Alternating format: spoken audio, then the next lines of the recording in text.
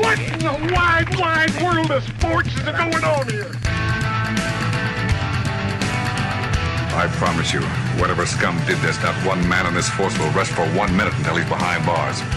Now let's grab a bite to eat. Yeah, come on. I feel the hot wind on my shoulder and the touch of a world that is older. I hit the switch and check the number. I leave it on and then I slumber. I hear the rhythm ringing through it. Flamenco guitar and cumbia music. I hear the talking of the DJ. The travel listen, what does he say? I'm on a Mexican radio. I'm on a Mexican world radio. Broadcasting live from high atop the J.P. White Building in downtown Roswell, New Mexico. It's Mornings with Mike Winters on 106.5 Roswell's Talk FM. Is that what I sound like when I talk? Now, here's your host, Mike Winters. And good morning, one and all. Welcome to Mornings with Mike Winters. I am he. That would be me, Mike Winters. Happy middle of the week, everybody. Happy Wednesday. Yeah. Sun's coming out. I think we got some rain in some parts last night. I think. Maybe some parts. I'll tell you this. I accidentally left my windows down on my car. I'm really thankful we didn't get any rain. Or cats. Well, I noticed on North Main coming in that, like, Country Club and... Was it Country Club? Maybe a light just south of Country Club. Okay. There was standing water. Standing water. Oh, really? And there was... I noticed in my neighborhood... That could have been sprinkler residue. Well, I would say yes, but it was of the kind when we get rain, the puddle. And I did see, like, the road in my neighborhood, like, had remnants of wetness on it. It was already starting to dry up, and you could see parts that were, like, damp. Not puddle damp, but just damp compared to the other parts. So I think we got a little rain at some point. If you think about it, kind of makes sense, because when you hear somebody say we have a 20% chance of rain, what that actually means is that it's going to rain over 20% of the forecasted area. Well, I think I drove through part of the 20%. There you go. And...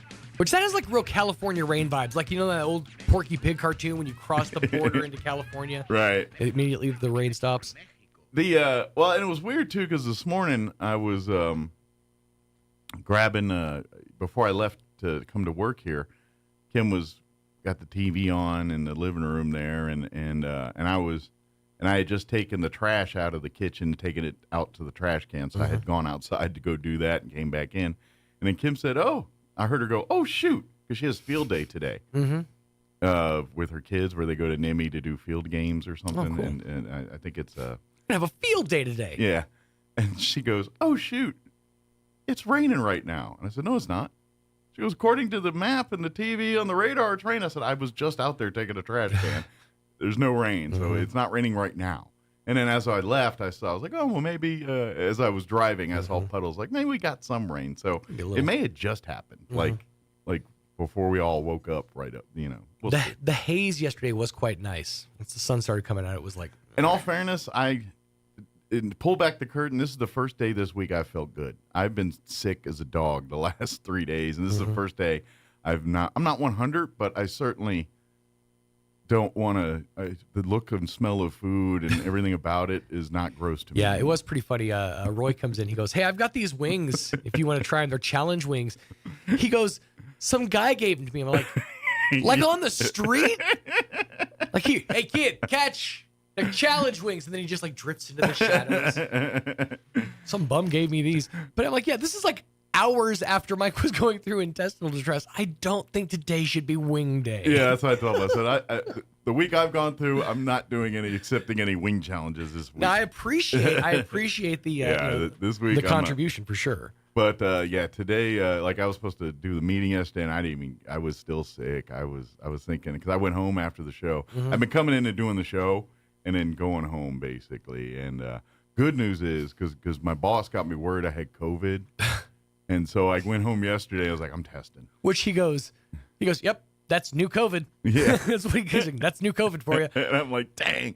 So I got all worried. So then I went home, and we had a home test left. You know what this means, right? Huh. They're going to come out with new COVID, and then a year from now, they're going to come out with COVID Classic. COVID Classic. Yeah. Of course, everybody craves the flavor of COVID Classic. Well, yeah, because we all don't like the new COVID. That's right. New COVID's just a little too sweet on the front end. That's right. I like the original COVID that had cocaine in it. Mm-hmm. That truly was the best COVID. But yeah, so good news is I tested and it came back negative. So but today my head's still kind of hurt and I'm still cold, sniffly, and all that. But as far as my stomach and that side goes, I only had to get up once last night to go to the bathroom. Up top. Right? That's a big win. Yes. That's a big win because prior to last night, I was pretty much seeing what every hour of the AM looks like You're overnight. you're basically seeing what your 50s are going to look like. Yeah. Oh, wait a minute. I'm 50 now. I'm saying. But yeah, it was a rough couple days. So thanks for people that were asking and all that good stuff. But I was trying not to, because it's the show. We got to do the show, and Sean was really bailing me out by getting the production done over the last couple days. No problem. And I really appreciate you coming in for the show part of things, because it's so much when I'm running back and forth doing two. It's a lot of fun. We'll call it. But I was trying really hard to not sound sick on the radio the last 2 days. You definitely see your acting chops were tested to their breaking point. You're like, I have to sound interested. Yeah. Yeah. So, but today I feel a lot better. Nice. I'm not 100. Like I said, I'm not ready to tackle wing challenge, but maybe Thursday. Yeah, maybe. But good. You're on the upswing. That's definitely good. Yeah, I think today I finally feel like I don't. I got to keep a bathroom tethered to me at all times. I don't feel like that today, so that's a good thing. Happy Wednesday. Yes. We'll stop talking about my bathroom ablutions here and get you onto the meat of the show. There's only so often you get to hear the word ablutions, though. I really like the word. I like to work it in every once in a while, because it's such a word you don't use very often. It really is. It's like perchance. And it's a very sophisticated word. Like, you don't want to tell people you're going and taking a dump. So you're like, I got ablutions. I'm going to go take care of my restroom ablutions. So, I like it. Wrong ear, though. They're like, what are you going to do in that bathroom? Going to kill a baby? What happened?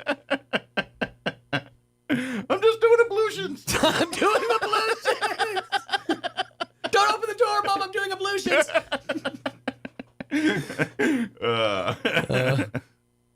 But yes, so happy Wednesday. On that note,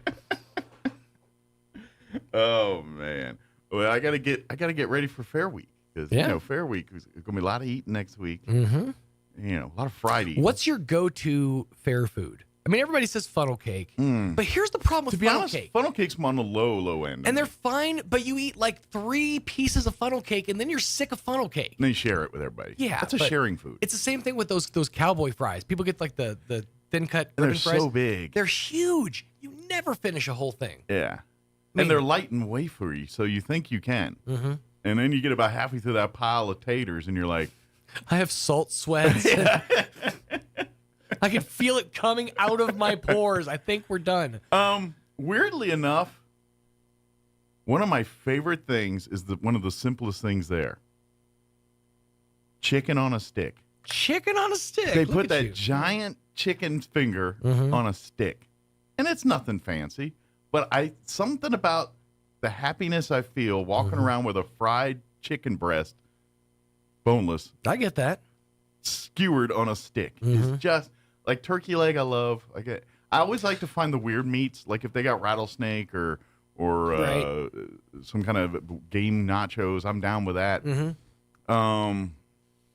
Weirdly enough, I don't mess with funnel cake. I respect the fact that you stay with meat. You stick with meat. Yeah, You lean on meat. There's one sweet treat that I have and I have it multiple times, is the ice cream shop. I either get a cone or a shake. Well, the best part about the ice cream shop is that's like the only food at the fair that I can usually afford, because it's like $2 a scoop. It's like, that's reasonable. And so that's the sweet treat I have every time. I gotta say, I have a bit of a soft spot, pardon the pun, for the deep fried Oreo. Okay. Those things. Have you ever had one? I have. They enjoy them. Great. They are like a decadent, like that's the stuff I don't eat on the regular. I'm like, ooh, let's try one of those. If I just so happen to not go the ice cream thing, but generally I'm like no, and I love to get nachos. Weirdly enough, in various forms, whatever nachos they have out there, I'm down. Whether it's barbecue brisket nachos or elk nachos or just garden variety nachos. Now I know it's not standard fare, but luckily our fare we have Food Row, and you have a lot of local options. I gotta say, some of the street tacos that are offered on Food Row just knock your and face that's in the dirt. part of it too. Is like, what's your favorite food? Sometimes like I don't ask me later when I go and see all the food there. Right. But as far as regular things you always find at the fair, the chicken on a stick is one of my one seeds. The ice cream. I will never understand people who get caramel and or candy apples. What's wrong with you? You're not going to enjoy that till later when you have a knife and fork. It's going to pull a crown out. And to be honest, though I do enjoy a good corn dog, I'm like, that's too fair pedestrian. It's not though, because fair corn dogs be different. They Fair are corn big. dogs, they're bigger, and you get to watch them made on the spot. If you go to like your standard like corner store and get a corn dog, those are obviously the ones that come in a package from the state fair company or whatever. But you watch somebody like dip a hot dog in the batter, you're getting the real. Back when we had Corn Dog Plus at the mall, that was one of my favorite places because you'd get the hand dipped corn dogs. And you're right, I do, but there's so many meats on sticks that I'm like, it's lower on the thing for me. It just is. Weirdly, one thing I do enjoy more at the fair than I do at any other place, lemonade. You know what? And again, it's because it's made on site. Yeah. It's because you're sitting there watching them like actually hand crank the lemons and that's authentic. I find I like lemonade, but I really don't drink it outside of the fair. Like when I'm at the fair, I'm like, let's go for a lemon. At never other point do I say I'm hankering for a lemonade. Now, I enjoy lemonade, but I got to say my go-to at the fair drink-wise is always the Wild West Soda Shop. I mean, I love that too. Love the refills. I love the metal can, the cup with the coldness. I still have my cup from like 4 fairs ago, and they will still refill it. By the way, if you take it now, it's like $3 for a refill. They'll still refill it. I got to check. I think my wife might have thrown away my cups, but I had them. Really? I had some cups. I'm a cup hoarder. she has to go in and take my cup. I'm the living embodiment of that Jeff Foxworthy song. I have a whole collection of salad bowls, and they all say "Cool Whip" on the side. Don't act like you ain't got a rib crib cup collection. My working TV is sitting on top of my non-working TV. Oh yeah, I want to collect the whole set of the rib crib plastic those cups, man. Those are such handy cups. That's right. The perfect size, not too big, not too small. They were durable. They're just for. I loved. This is completely off topic, but the jelly jars. And I think I've talked about this before. But we used to collect the ones with like the handles on the Knott's Berry Farm ones with the Peanuts characters, and those were our glasses growing up. Oh yeah, we went through a lot of jelly as a family. Well, there was a restaurant, a chain restaurant. It was not fast food, but like a Olive Garden level of chain restaurant. Okay. Back east called Po Folks. Po Folks. They were only a half dozen of them. I don't know. I don't think they got way out here. They were Maryland's mid-Atlantic area, I think. Po Folks. And basically it was a themed country. It was kind of a Cracker Barrel themed. Like it was all the food was southerny, biscuits and grits and taters. But one of the things was they served their beverages in a mason jar. Nice. Handleless, if I remember right. Those were handleless mason jars. And so that was the coolest thing in my younger days when I was like, I just want to drink out the mason jar. So I love Po Folks, even though their food was meh. But I could drink soda out of a jar. My friend's wedding, they were going for like a podunk chic thing. And literally their cups at the reception were mason jars with handles super glued on top of candlesticks. Candlestick holders. Fancy. It was up there. I was say like, this is like, it's real like arts and crafty. Nice. Nice. I say that's the artisan version of those red Solo cups. Right? Glasses. It was a mason goblet. I've never seen that in my life. Because now like they got the whole line of red Solo cup, like wine glasses, shot glasses, just cup. I wouldn't even call them glasses because glasses ain't the word cups. Right. But Guess I ought to get some interviews going here. I just do that. Let me give you the rundown. I haven't done that yet. We're going to replay an interview this hour. Leslie Robertson from wearing her Eastern New Mexico State Fair hat joined us on Monday to talk General Fair and his chicken. General Sal's chicken and General Fair's fair. No, I'm just kidding. The general stuff about the fair. In the 8 o'clock hour, about 8:15, folks from Big Brothers Big Sisters scheduled to join us. Give us an update on what's going on there. And then in the 9 o'clock hour, we're going to talk rodeo at the fair, I believe. We're going to have the folks from the Eastern. I'm not sure exactly who's coming in, but I believe we're talking about rodeo. So that'll be in the 9 o'clock hour. Before we do any of that, though, let's go ahead and take a look at your weather. And it looks like not today, not tomorrow, but by like the weekend, rain's back in the forecast. So we need it. We just need to time it a little better. But here's your weather. I'm meteorologist Jennifer Naramore with your Pecos Valley weather. Plenty of sunshine coming in for Roswell, Carlsbad, and Artesia for today. We're going to sneak our high up between about 90 and 95 degrees. Keeping it clear for the overnight hours and our low from the low to mid-60s. And we are dry through Thursday with our high from the low to mid-90s. Seeing the return of some hit or miss showers and thunderstorms by Friday afternoon. Highs are approaching 95 for the entire area. That's your latest forecast. I'm meteorologist Jennifer Naramore. Thank you, Jennifer. Currently 68 degrees here in Roswell. Humidity's at 59%. Wind speeds says NA, not available. So I wonder if that gauge is busted up at the airport at the moment, or just not sending any measurements. For today, sunny, high of 94. Winds out of the south, 5 to 10 miles per hour. Mostly clear tonight with an overnight low of 64 degrees. South winds 10 to 15 miles per hour. Thursday, sunny and a high of 98 tomorrow, so going to be a warm one. Winds will be out of the south, 5 to 10. Friday, sunny skies, a high of 95 expected. South winds 5 to 15 miles per hour. Looking at the weekend, on Saturday, there is a 40% chance at showers and thunderstorms, partly cloudy, high of 89. 40% chance at showers and thunderstorms Saturday night as well, mostly cloudy, overnight low of 64. Sunday, we're looking at a 20% chance at afternoon showers and thunderstorms, mostly sunny and 88. 20% chance of rain for Sunday night with an overnight low of 64 degrees. Monday next week, 30% chance of rain. Monday night, 30%, and a 30% chance on Tuesday as well.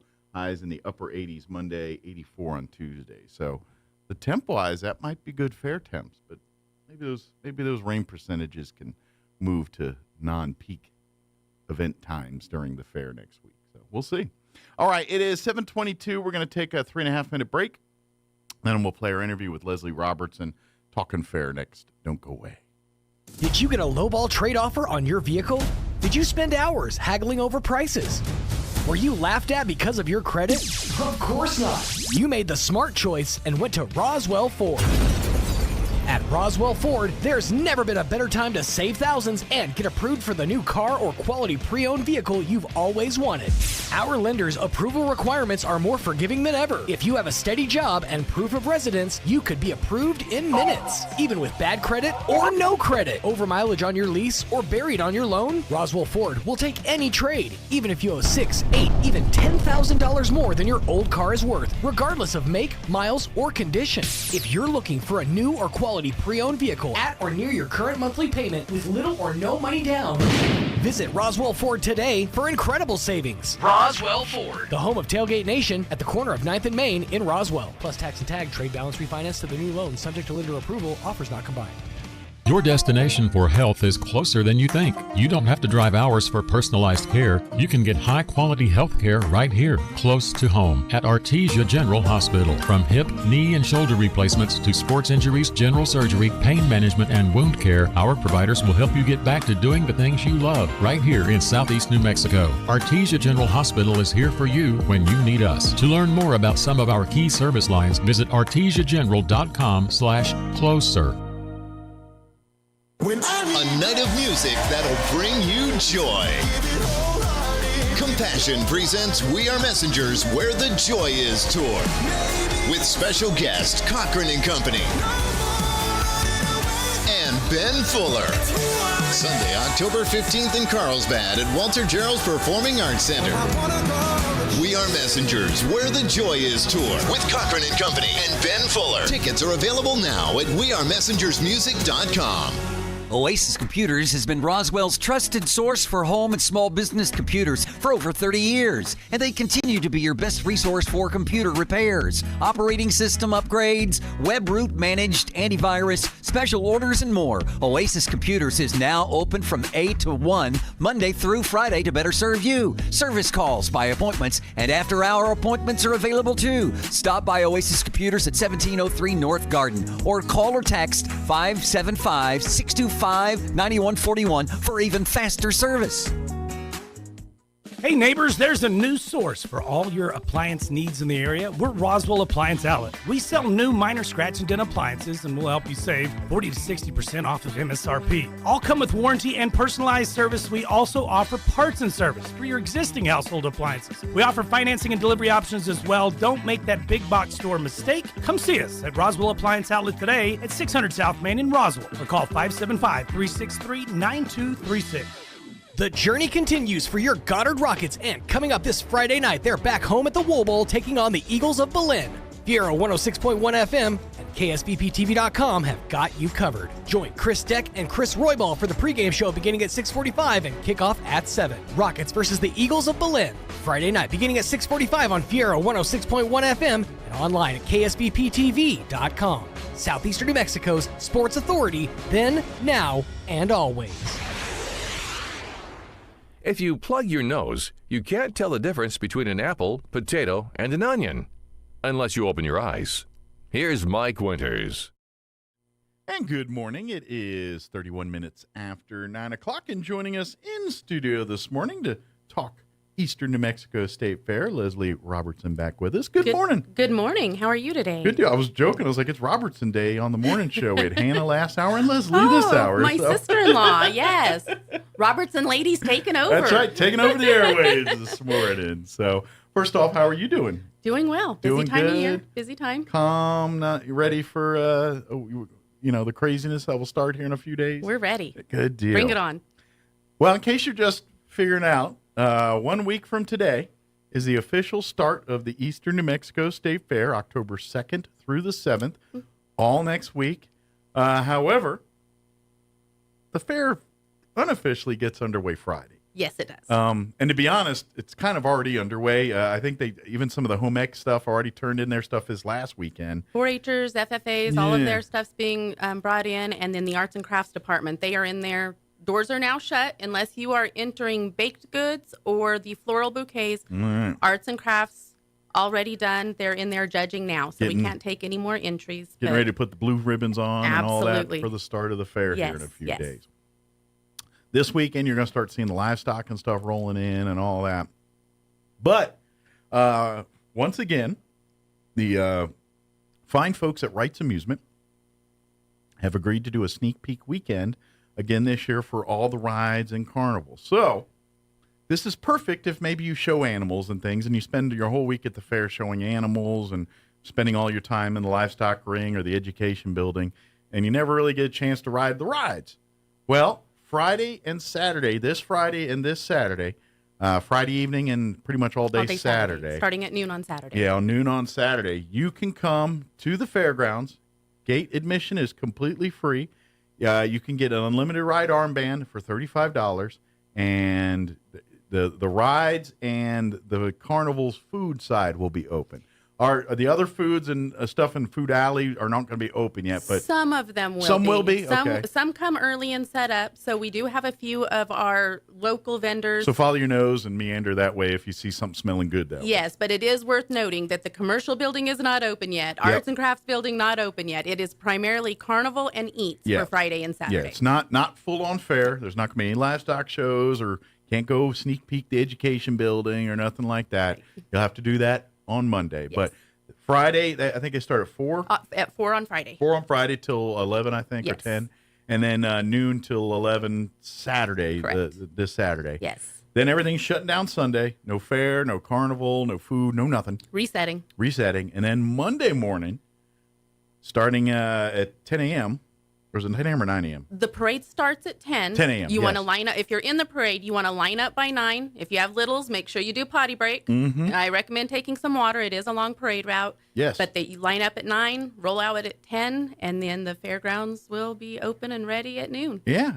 For the parade, like years past, they start leaving the Wool Bowl parking lot, and then they'll get on to Main and head south to Summit. Yes. Which, for people who've been here a while, it's the old Sears. I believe it's an Ashley Home Store now. It's Ashley now, but it'll always be referred to as the old Sears the old parking Sears. lot. It's just kind of, it's like turn left where the barn used to be. That's kind of the mentality there. We are a traditional folk. Yeah, but so if you see the Ashley Home Store on the south end, and if you college there where the Wool Bowl and all that on the north end, if you line up anywhere on Main Street between those two roads, you're going to be in a great spot for the fair. Now, if you want to be where the judges are judging, and because that's where the judges are judging, if a float or group has a performance or anything, it's going to be right there in front of the Chaves County Courthouse lawn, right downtown. Correct. So if you want to see all that, make sure you get a spot right around the courthouse on either side of the street. Be warned, that is the most popular spot. Yes. And will be the busiest spot. But if you don't mind, sharing some space with some folks, that's your spot. If you want a little more elbow room, I'd say go a little farther north or a little farther south. Get you a spot there. All along, businesses will generally close up. They let people park and sit in front of their businesses and watch the parades. Some will stay open if you're like, man, I need a cup of coffee or a soda or something. You meander on in there. As Leslie said, this is a big parade. It's probably the biggest parade in all of Roswell and all of Chaves County. We usually hit right at about 100 floats. So Yeah. it is a big lineup. I will mention that the entry deadline has passed. It passed on Friday. However, we are going to reopen because we are a lot of procrastinators, myself included. Sweet talk Adrienne, and Yes, she will let you yes. get in this week. So get back online. We did reopen the online entries. However, the lineup is already in process of being completed. So if you enter after the deadline, you will be towards the rear of the parade. So you don't get preferential spacing. No, you not get if what's you left wait. over. Not if you wait till after the deadline. Yeah. But it's not too late to participate. We'd love to have you. Absolutely. Would love to. And it's a lot of fun. So if you got a youth group or church group or civic organization or whatever, come be a part of it. Like I said, it's the largest parade. It takes about 2.5 hours It's a long one. to get to see the parade from start to finish. So plan on being there a while. And then once the parade's through, it will be fair day, so the kids will be off school. Yes. So if the families are off, you can start heading your way to the fair right after the parade. The carnival, everything will get open shortly thereafter. I think the first livestock shows are that Monday. Actually, I think they start some the weekend, but like some of the, the big ones, they all start on Yes, Monday. the Dairy Goat Show happens on Saturday, but everything else gets kicked off on Monday. Yeah, so you can come and go see the shows, ride the rides. The commercial building will be open for the first time there on that Monday afternoon. And we are jam-packed. We do not have a single vendor space left. Everything is full this year. And the rides will get underway earlier, too. And this is kind of that cool thing about the sneak peek. If you remember years past before the sneak peek, the inspectors had to come. And so it was like, hopefully they'll be here for a 5 o'clock start. And everyone's like, come on, it's 5 o'clock. Where's the rides? Right. Now that we have sneak peek, the inspectors did all their things this week.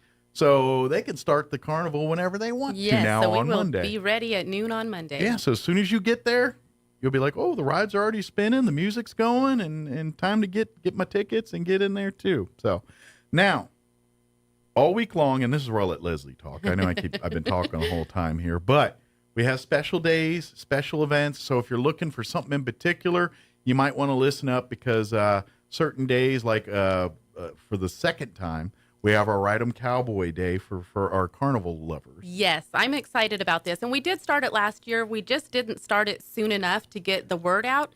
So this is a huge deal for families and groups because on Tuesday, if you want to come out and ride the rides, it is a $25 admission for all ages 2 and up. From 2 on up, yeah. Yes. Keep in mind, this is whether you are riding or not. Everybody that's coming to the fair on Tuesday Pays $25. pays $25. However, that includes your admission and a ride band. Mm-hmm. So as a mom, if I don't want to ride that day, I'm still going to go on that day because I don't have to pay admission for myself. I don't have to pay admission for my kids. I pay the $25, and it's cheaper to take my kids. And normally, you're going to pay, if you're just an adult with not senior or veteran or child or anything, I think it's $10. It's $12 for $12, adults. I'm sorry, $12. And then you can get the unlimited ride armband for $35. Right. And so that's right there. You're spending almost $50 right there. Exactly. So on Tuesday, you pay $25. You're in the gate.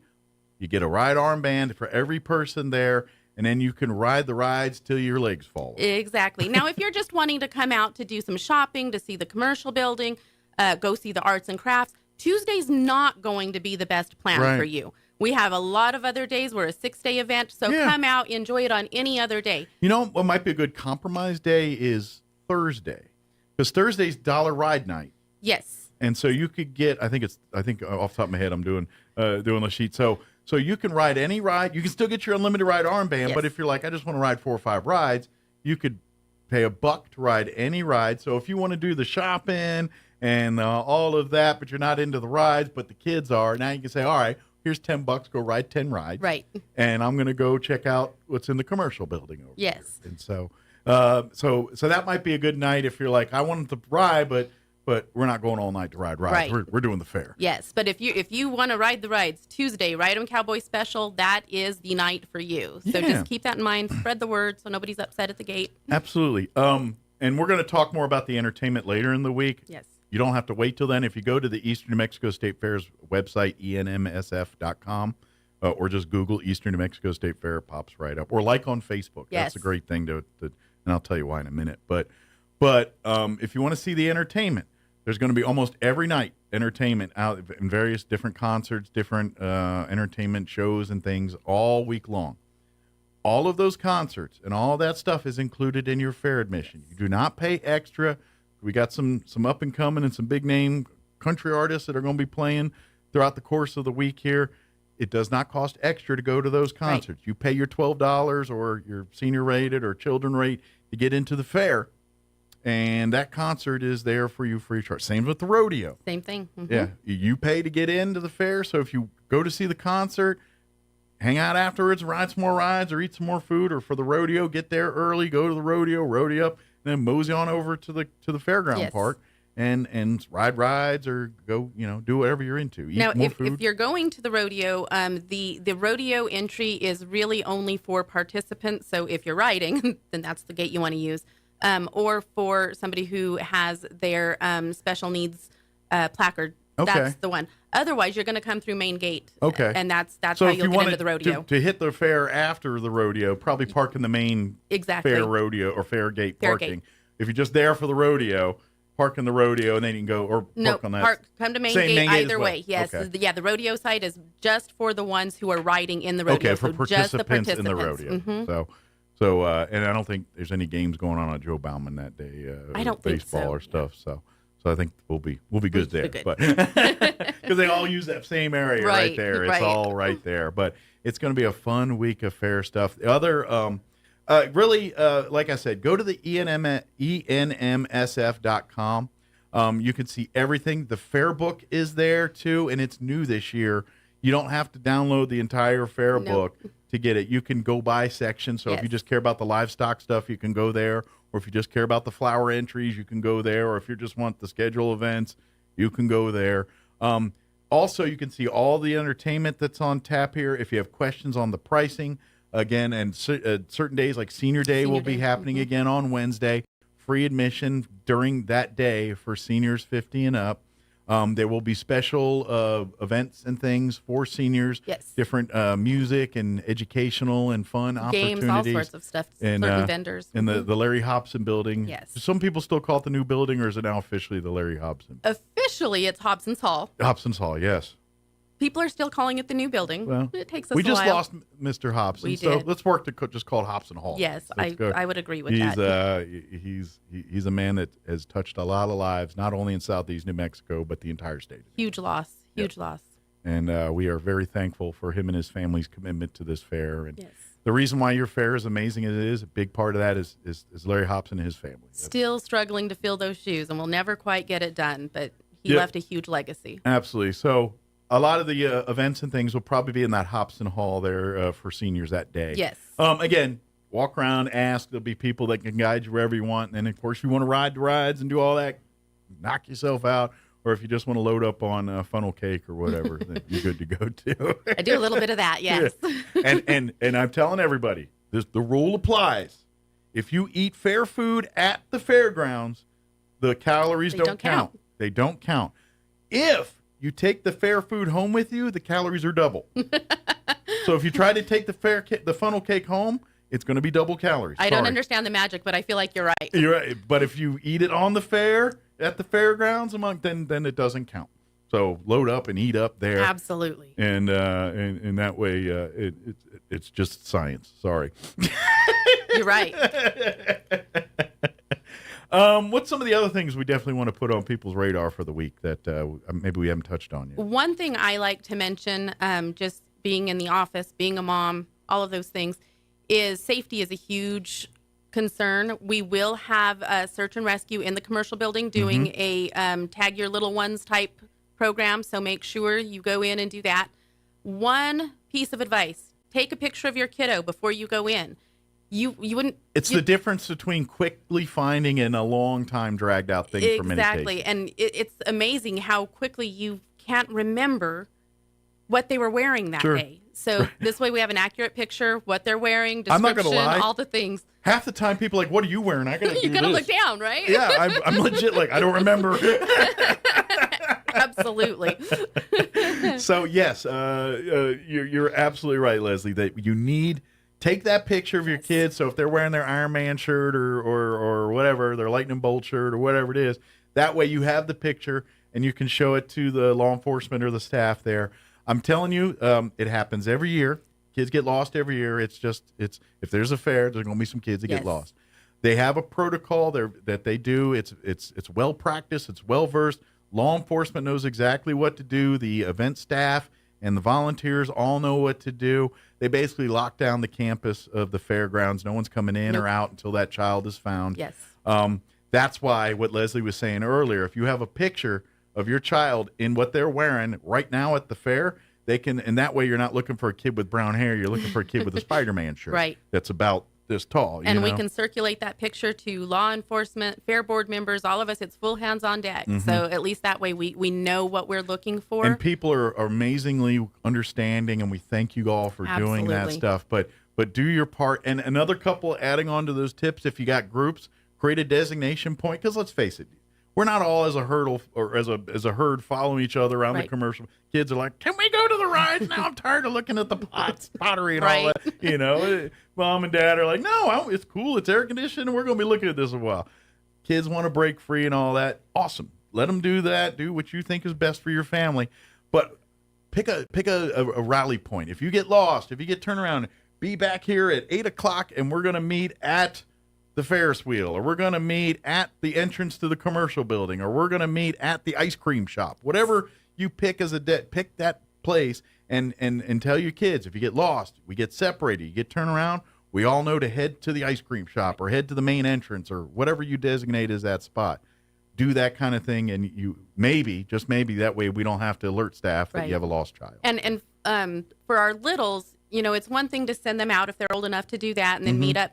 For our little, sometimes you're looking at one of the entertainment and you look down and your little is gone, right? So point out where the fair office is, point out where RPD is, point out the sheriff's department, and then that way they know the safe places to go to until we can locate mom, dad, grandma, whoever they're with. Yeah, and take those pictures too. Absolutely. And I would even offer the same for your seniors. We have our silver alerts and things like that, but if you bring someone that they tend to wander and tend to get lost, maybe take a picture and say, hey, grandma was lost too. Help me find grandpa or grandma or whoever. Yes, absolutely. It's all, we want to make sure that only thing you get to do at the fair is have fun. Yes. That's what we want to do. We don't want you to have to practice your search and rescue skills or none of those things. It's going to happen. It happens every year. Every year. And they do an amazing job with it. They really are the staff that, when you do the fair this many years, you tend to, get good at the things and that's one thing that they well practiced, well rehearsed, and all that stuff.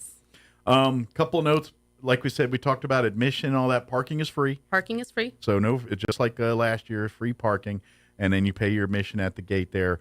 $10 or $12 for adults. Children, I can't remember the ages off the top of my head. 2 to 12. 2 to 12. $8. $8. And seniors, 50 and up, are $8. Yes, 55. However, 55 and up are $8. However, on Wednesday, free of charge, and there's going to be extra or special events geared towards seniors. So that day, information / fun stuff for you guys. And we'll open the gates at 2 for our seniors on Wednesday, and there will be a trolley that's running. So pick you up at Main Gate, take you around to the Arts and Crafts building, to Hobson's Hall for those things. So sponsored by at least Pioneer Bank, a few more sponsors that I know I would not hit everybody with, but we would like to appreciate all those recognize sponsors. anybody. Yes, Yeah. absolutely. All of our sponsors that come in. But the trolley will be running. So Good deal. So that way you can get there to and from, and you don't feel like you just ran a marathon. To Exactly. Get to go. It's like, I love this, but I'm tired now. Right. Like, do they have a nap ride where you can walk into a nap pod and that's actually not a bad idea for Hey, let's adults. think about that. A nap pod ride or something. I like It's that. like, you ride your Ferris wheel. I'm going to go to the nap pod ride. Like that. We have increased our paved pathways with the help of Leprino. So Awesome. we have expanded on those. So we are a little more accessible for those who have some mobility issues. Good deal. Much more friendly for our wheelchairs, scooters, Well- strollers for that matter. And I don't want to jinx, but every single year, it at least rains one day at the fair. Sometimes more than others, but I don't care it could be a year of drought. Fair happens, at least one of those days we're going to get rain. True story. So you're welcome. It happens. So it's great to see that, some of those paved areas. So that, I'm sure, some of those areas where there's a little bit more puddles or lower, some of that's, it's the fair. It's livestock and dirt and hay, and, that's what it is. Absolutely. And it gets wet, it turns to mud. Again, science. Yeah. But while you're out there, when those rainy days hit, go to the education building, go to the commercial building, go to the livestock showroom arena, and see really why the fair's here and what it is. I know we have fun at the rides, and we love to go in the commercial building, and we love to eat all the food, and all of that is so much part of the fair. But the real reason why we have the fair is those kids and the youth and the hard work. The kids that are going to be your next mayors and city councilors and farm and ranch owners and business leaders and all of that stuff. They're the kids that are going to be showing pigs Right. and cows and chickens and dogs and cats and they're creating paintings and works of art in the or getting involved in cooking, baking. Yes. You're seeing all of that stuff. So go to the livestock show ring, check out those shows. Even if you don't know a thing about a pig or a cow It's a good or way a to learn. goat. It's so much fun it's fun. It's cute to watch kids that are 2.5 feet tall handle an 800-pound animal and do it proficiently. Yes. It makes you feel proud. It makes you feel happy. Makes you feel like, dang, what am I doing? That kid's way, you know what I mean? Makes you feel like, I should light a fire into myself to do more. It's all the above, but it's really cool. And then go to that education building, and you could spend hours in there just looking at all the art, all of the entries. You're going to be looking at artwork thinking, wow, that's amazing. And then you look down and a 9-year-old made it. And you're like, I thought for sure that was an adult, Right. And then, of course, also in the education buildings, all of our nonprofits and everything, they have booths. If you want to learn about some of our great other organizations that call this area home and serve our communities in various ways, from your historical societies and your Quanians and all of them. Right. All of them have their little booths or little spaces out there for you to learn more about them. And the trains. Don't forget the trains. The model railroaders are all you can, if you just want to, all right, there's that one day it's going to be hotter in Hades and you're like, I'm tired. Bleachers, bench, air conditioning. Oh, train. Next thing you know, you're sitting on the bleachers and you're just enthralled and watching the trains go by and trying to see the different cars or try to get all the details of that huge landscape that they got. So that's in that building. And then also one of our biggest trash talking events, the pumpkin growing, is also the home of the pumpkins, or there in the Farm and educational Garden, building. yes. So if you want to see big gelatinous pumpkins that look so huge that they just lost their skeleton and they just kind of look like they poured into the spot, and these things are all having to be weighed by like those big cattle scales and all that stuff. Those are cool. So if you've ever seen probably the biggest pumpkin you'll ever see in your life, they're going to be right inside that building right there too. So that building you could spend at least 2-3 hours in there. And so please, whether you're out there one day or every day, make it a point to spend some time in those other buildings too. It's not all about the rides or the commercial building and the fair food. It's really about families and these kids and creating that experience and teaching these kids what it is to be a citizen in Southeast New Mexico. So, absolutely. Yeah. Is there anything we missed? Anything we wanted to share? Anything I got sidetracked on? Saul Aguilar will be here later in the week to talk about the entertainment, the band lineup, things like that. But I do want to mention we do have the Canine Stars that will be there this year. And this is a group that they rescue dogs and they work with them. They kind of rehabilitate them. And then we'll have the big swimming pool set up. The dogs will do some dock diving and kind of show off some of their skills. Where they leap for the big toy and all. Yes, they do like exactly. 20-foot jumps. Yes. It's pretty amazing to watch it. I'm excited about that. Yeah. And then we'll also have Jason DeVaud, the circus guy. So if you want to see somebody juggling or eating fire or whatnot, he will be around the grounds doing some performances also. So we're happy to have him as well. So lots of entertainment all week long. Lots of entertainment. By the way, you know how you see little dogs like Jack Russells? Uh-huh. And like they're only a foot tall, tiny, and then they jump like 4 feet in the air straight up, and you see them out the door. Big dogs can do that too, and that's what what I mean by that. You don't really get to see it because that's not big dog personality. Right. You want to see them use their powerful legs. Watch them. You'll be amazed at how far I've seen like on TV, and they're literally jumping pool length things to go after stuff because they're busy going after the toy. Right. And they literally jump the length of your pool, not Olympic size, but like a regular pool. To in the air with those legs. I mean, it's impressive. Yes. So, yeah, you're right. It's cool. So come out this week and see that show, see all the concerts and everything. Again, if you go to enmsf.com, you can see all of that stuff. If you're going to the fair at any point next week, like and follow the Eastern New Mexico State Fair Facebook page.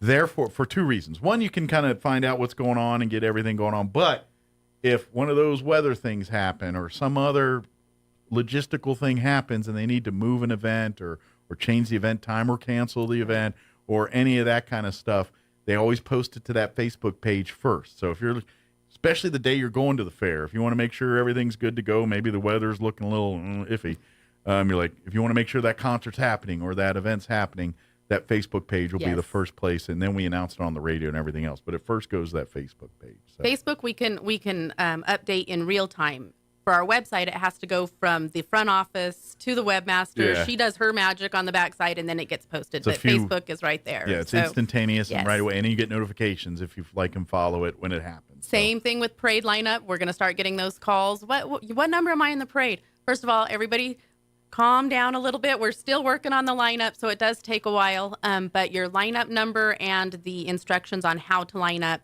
will be posted on both the Facebook and the website page. It's going to show up on Facebook. And the more you first. pay attention and follow that, the easier the day will be. Yes. The only time it gets clustery is when people try to do their own thing during that event. Yes. So please don't do that. Well, very good. Well, thank you, ma'am. Thank you. We'll let you get back to what you're doing. Perfect. And we'll see you. If I don't see you here next week, we'll see you, or see you here this week. I'll see you at the fair See you next at the week. fair. Absolutely. Perfect. Great. Thank you, Thank Leslie. you so much. All right. Appreciate it. It is 9:57. I've been like flapping my gums all day. I can't. This morning's just zipped by. Let's do this. Let's take a quick break to pay for some lunch, and then we'll wrap up the show as soon as this mouse works with me. See, this is Inside Baseball right here. Radio at its.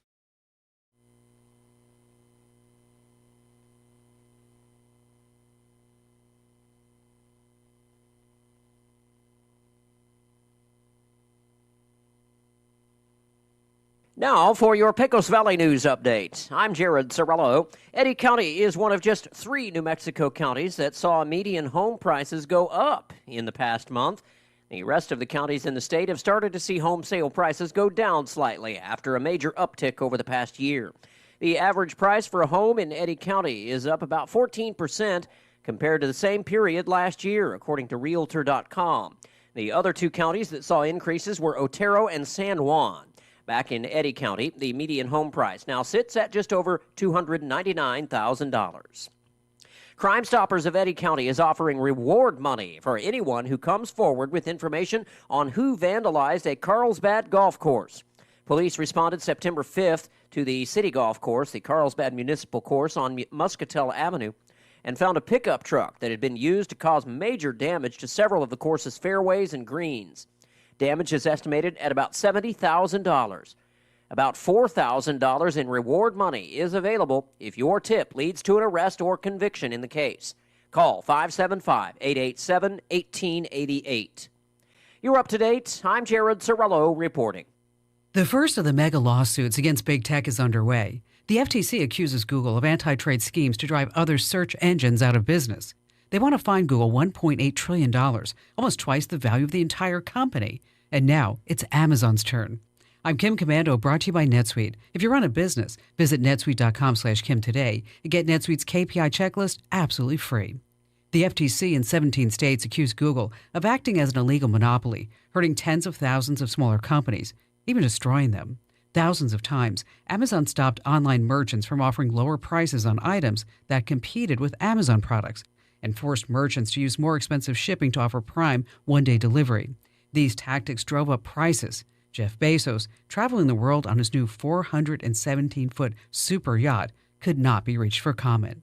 Get tech smart and join over 600,000 people who do with my free newsletter. It's easy to sign up. It's easy to cancel at getkim.com. Fall is here, and with the kids back at school, your spare time is likely filled with soccer practices and other activities. All the while, your home is sitting empty and vulnerable. Trust me, thieves know this, and they're on the lookout. That's why I recommend SimpliSafe's Home Security's revolutionary new monitoring program. It's called 24/7 Live Guard Protection, and it's made possible by SimpliSafe's new Smart Alarm wireless indoor camera and a Fast Protect monitoring plan. Now, if an intruder breaks into your home, SimpliSafe monitoring agents can actually see, speak to, and deter them right through the Smart Alarm wireless indoor camera. Install everything yourself in about 30 minutes or have a SimpliSafe expert set it up for you. Either way, it's easy to protect your home. For a limited time, get 20% off your new system when you sign up for Fast Protect monitoring. Visit simplysafekim.com. That's simplysafekim.com. simplysafekim.com. There's no safe like SimpliSafe. Hey, New Mexico. Experiencing issues keeping your office technology up to date with these crazy supply chain issues? Well, DSI is here to help. We've diversified our products and solutions to help your business not just survive, but thrive in any situation. Have your teams collaborate and share with high-def video walls and interactive smart panels. With free unlimited support, the fear of any new technology is a thing of the past. Contact DSI today to upgrade your workspace. www.dsinm.com. We got some scores from Tuesday action.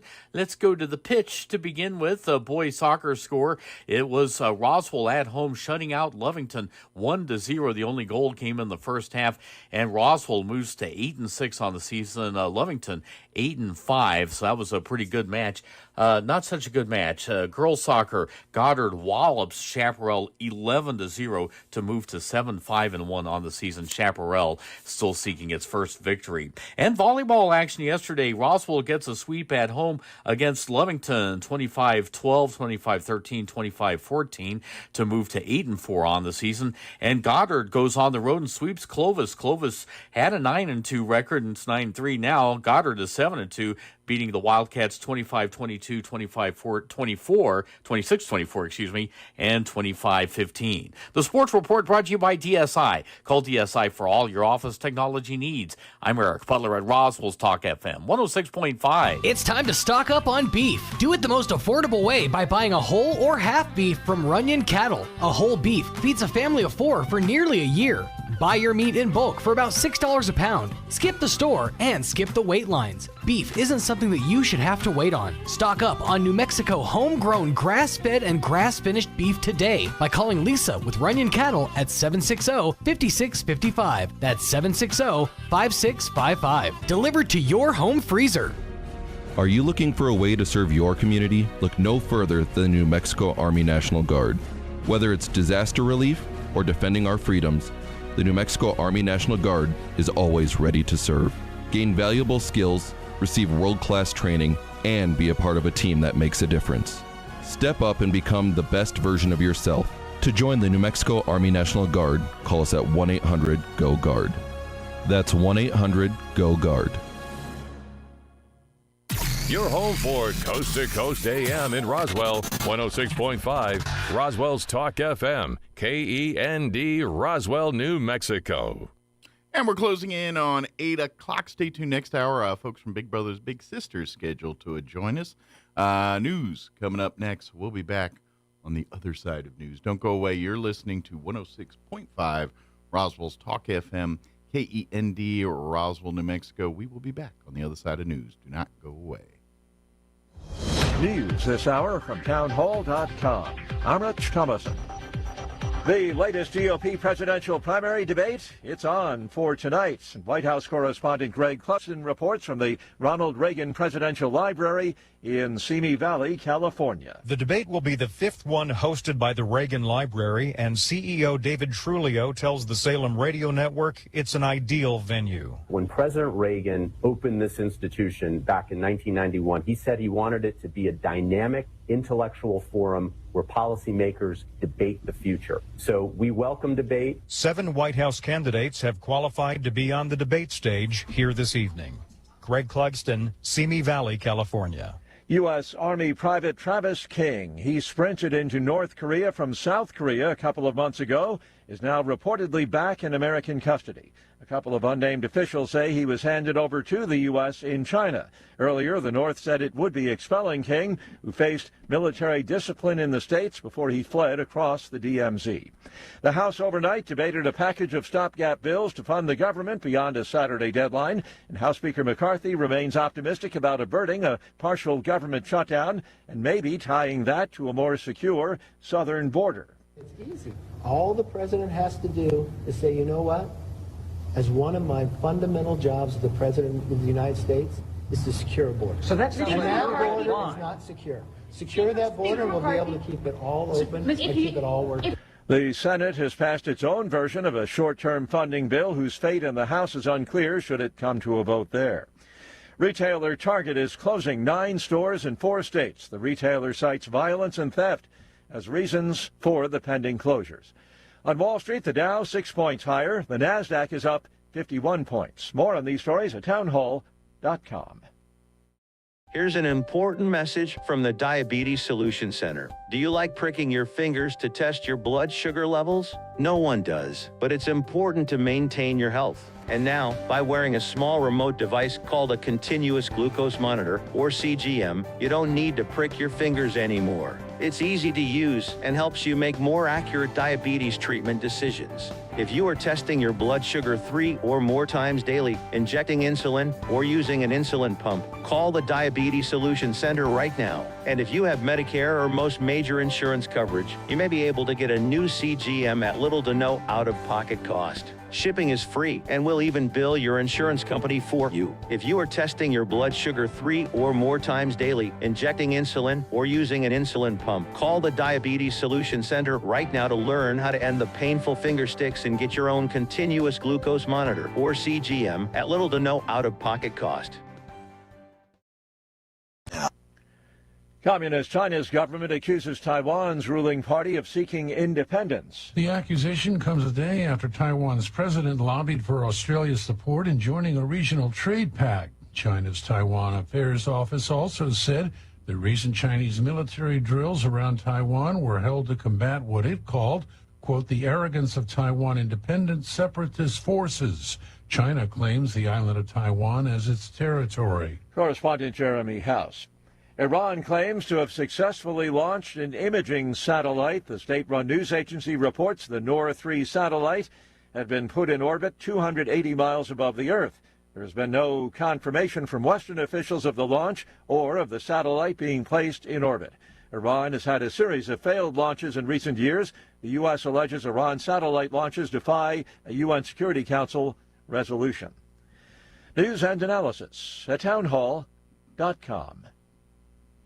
As the holidays approach, it's a hiring bonanza at a major package delivery company. UPS is planning to hire more than 100,000 workers and at higher pay than a year ago to help with the holiday rush. Seasonal package drivers will start with hourly pay of $23. Package handlers will get $21. UPS says it's got industry-leading pay, but the job market is still tight, and they're not sure how tough it'll be to find workers. Among the challenges, a shortage of younger people who have driver's licenses, making it harder to fill UPS driver slots. UPS has streamlined the hiring process. They say most applicants can get a job offer within 20 minutes of filling out an online application. I'm Rita Foley. British regulators have given the go-ahead to new oil and gas drilling at a site in the North Sea. Britain's Conservative government says it will create jobs and boost UK energy independence. Townhall.com.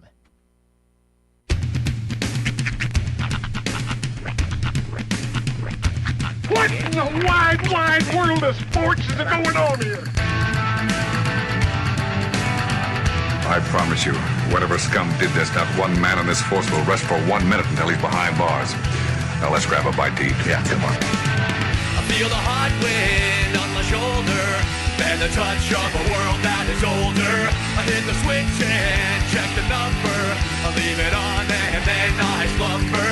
I hear the rhythm ringing through it. Flamenco guitar and cumbia music. I hear the talking of the DJ. The travel listen, what does he say? I'm on a Mexican radio.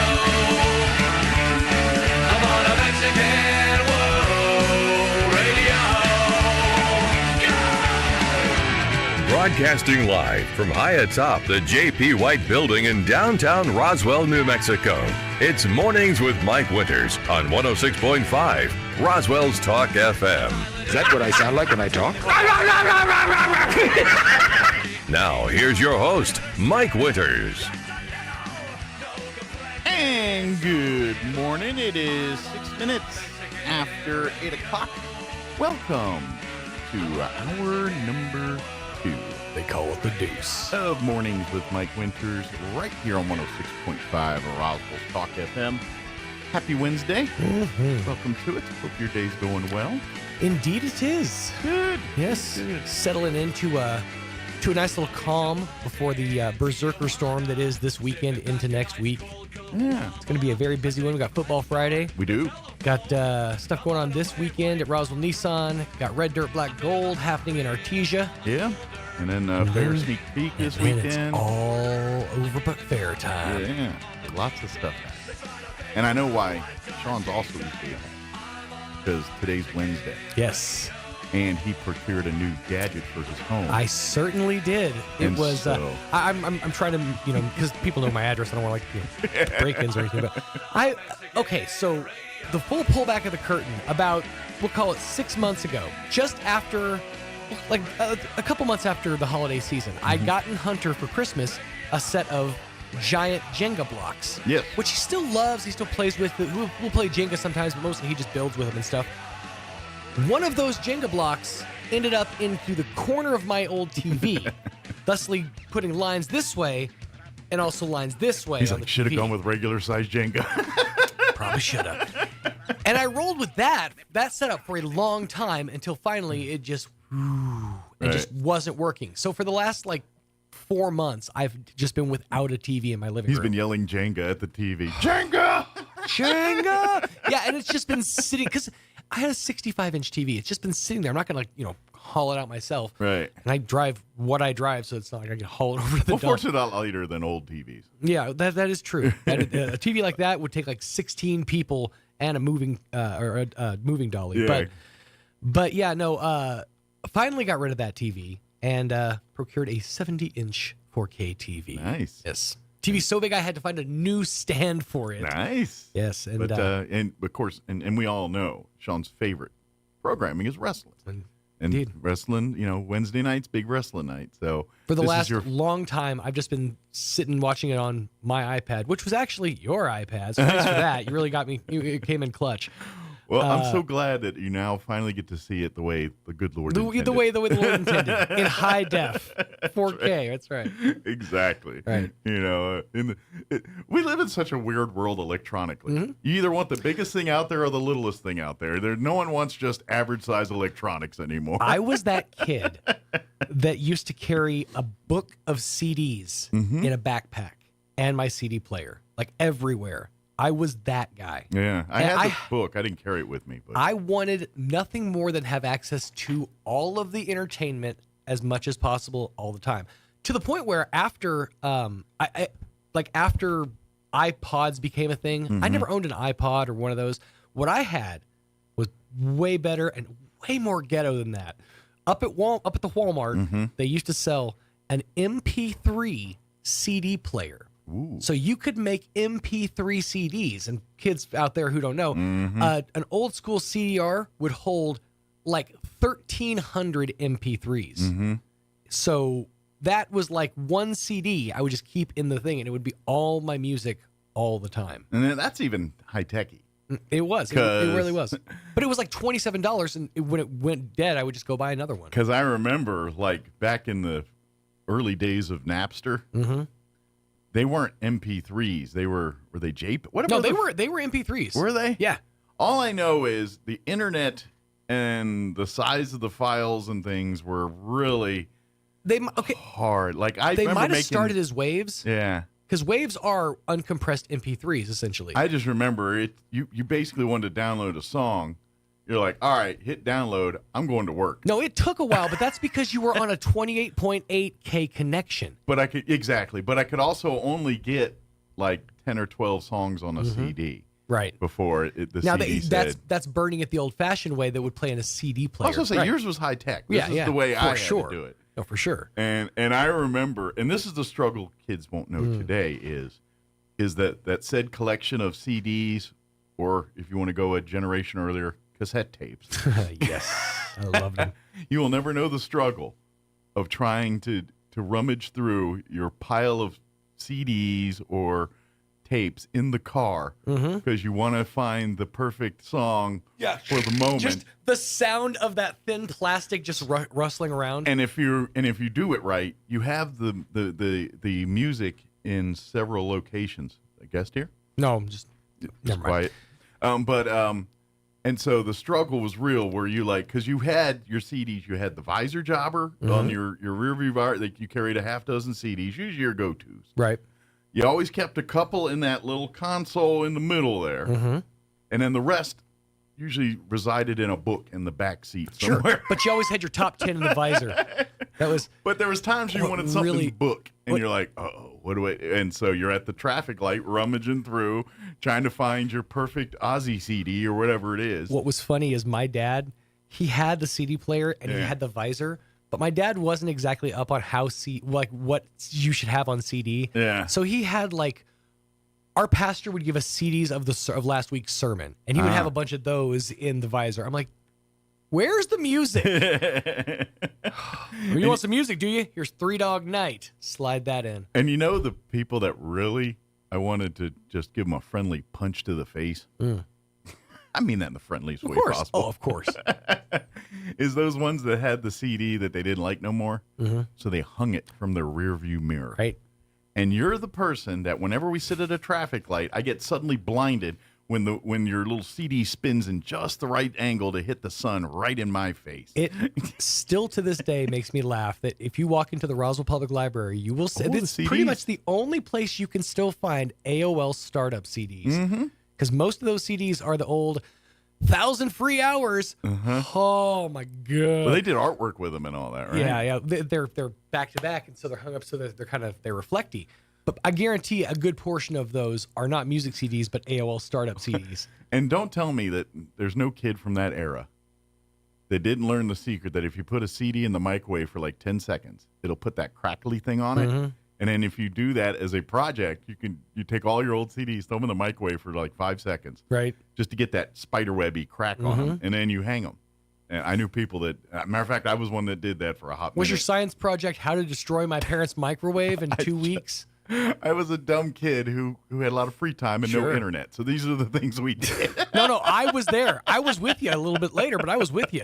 We had to get real creative. And what's funny is those stories that you find online are like, oh, if you could try this, or what they call trends now, you kids. Yeah. These were just like stuff you would hear at the schoolyard. We were bored and we did it. We just didn't have cameras did you know that if you do this, this happens? Yeah. My friend and I used to go up to Walmart. We would procure a grip of those AOL CDs and we would hand them out to people just to be jerks. Like that was fun for us. Or we would put them under people's windshields, you know. I saw a picture earlier this morning on the social medias that summed up the 80s. in such a one picture, so much so. And it was literally a picture of the 80s of some kids. And there's a homemade ramp with the piece of plywood and the cinder block. There's a kid on a bicycle about to jump said ramp with cinder block. And in front of said ramp, there's about 4 to 5 kids laying there. Evil Knievel style. Nice. To be jumped. Side by side. And then in the background, there's just some grown man sitting on a porch drinking a beer in the background watching said kids jump over each other. Well, he was and I'm supervising like, the that is the activity. 80s in one encapsulated picture Yep. right there. Kids are out doing stuff that may or not be safe. Dad just sitting on the porch drinking his beer going, y'all don't get hurt now. I'm going to look over this way. You do what you need to do. It's always funny to me when a picture evokes different senses. Like I can look at a picture of a certain kind of wallpaper with a certain kind of couch in front of it. Yeah. And say, this picture smells like cigarettes. Like I can smell my grandma's house when looking at this picture. Right. I've seen that picture like 5 or 6 times online. Oh, Like, yeah. I can smell this picture. Everyone that's my age or your age has a grandma's house that looks like that picture. We just did. And with it that was- stand-up ashtray with the handle on top. So much shag and brown green coloring. We've talked about this before, but it's always funny to me the certain parallels that happen. Because again, in the age before the internet, somehow everybody had certain things. Yeah. Like every time I've mentioned it, everybody I've talked to had that slide out VHS drawer, the 3-jobber with the wood panel plastic in the front. Every single person I've ever talked to has had that thing in their family growing up. You know, and I think part of it is just technology and technology given us, and so I don't know the technology of said when screen printing or when putting images on fabric started. But if you look at 60s and 70s furniture, it must have been in that time. Right. Because every piece of furniture from that era has some kind of scene on it that either Norman Rockwell-esque of water houses or paddle boats or mountains. Yeah.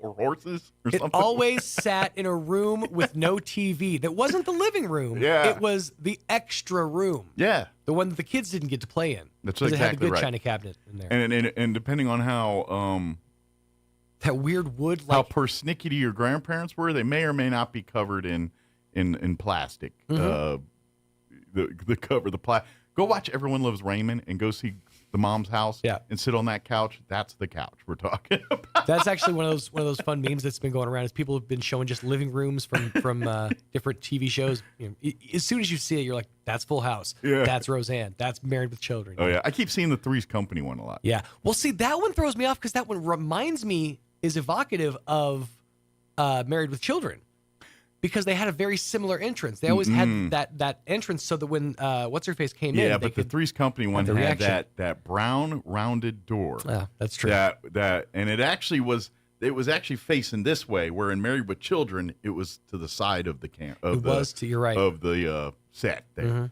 So no, trust me, I spent many hours watching Three's Company. I've examined the footage. And Zapruder the style. entrance has a step up, and then there's a couch in the foreground. Right behind that couch, the step down is happening there because Jack Tripper tripped over that I remember. thing about 50 times as part of, because that was his whole Homage acting bit to- was, but that was his comedy, you know. Oh, yeah, pratfalls, 100%. Yeah, he did he was a master of the pratfalls and that sketch comedy. That's where John Ritter shined, Right. you know, and that's what got him famous. Which is so funny because I've actually, learned through podcast, because I was listening to the Fake Doctors Real Friends podcast. Zach Braff pretty much adopted his entire acting style from John Ritter. Okay. The idea of pratfalls and that whole thing. Yeah. He literally just studied John Ritter growing up, and that's his like style. there's a scene in the preview, like the opening credits of Three's Company, where you see Jack Tripper sit in a hammock and then he like spins and that's the scene he did. I think it was recreated for that part, but he literally did that little move to get the audition for the show. That was nice. That's what put him over the top. Was he did that whole hammock thing, and the producers and everybody loved it and incorporated into the show. And so, but it ended up in the I don't know if it's every year's opening show, but you know how they it definitely popped up. and they used to show little clips from it. And I always thought it was sort of like an homage to like Dick Van Dyke, like just the way he kind of like worked it into the opening and worked it into that thing. And in all fairness, if you look at that show from hindsight, it was a envelope pushing show. Mm-hmm. Oh, 100%. Because it was really, and I could be wrong on this, but I'm pretty sure, you know, that and MASH, that was right around the area where you're seeing, quote unquote, the first gay people on internet, you know, or on TV. In TV, yeah. You know, with Three's Company, and he wasn't gay. He was pretending to be gay to live in the house with the two girls, which that whole concept today just sounds weird. It's like, why does the landlord care whether you have a dude living with you or not? You know, this was a different time. Now that show would be pointless because landlords like, you know, most aren't gonna do all that. Yeah, but exactly. It was a different time, and so and then I would say MASH with Klinger was the other thing that kind of was the putting that into the public or the mainstream, so to speak. So they were, but that Three's Company was very much and it was so much innuendo in that show. Oh yeah. I mean, even if you watch it today, the innuendo, it's tame compared to some of our other shows, but still. It's definitely there for sure. It's more risque than some other shows that we show today, and so that was, you know, a lot of those. And I would say unfortunately, I would say, and ultimately, I grew up in a time where I watched a lot of TV shows that I just watched TV, and now later I'm like, oh, these push the lexicon, you know, because I grew up in the '70s watching, in '80s watching all these All in the Family, The Jeffersons.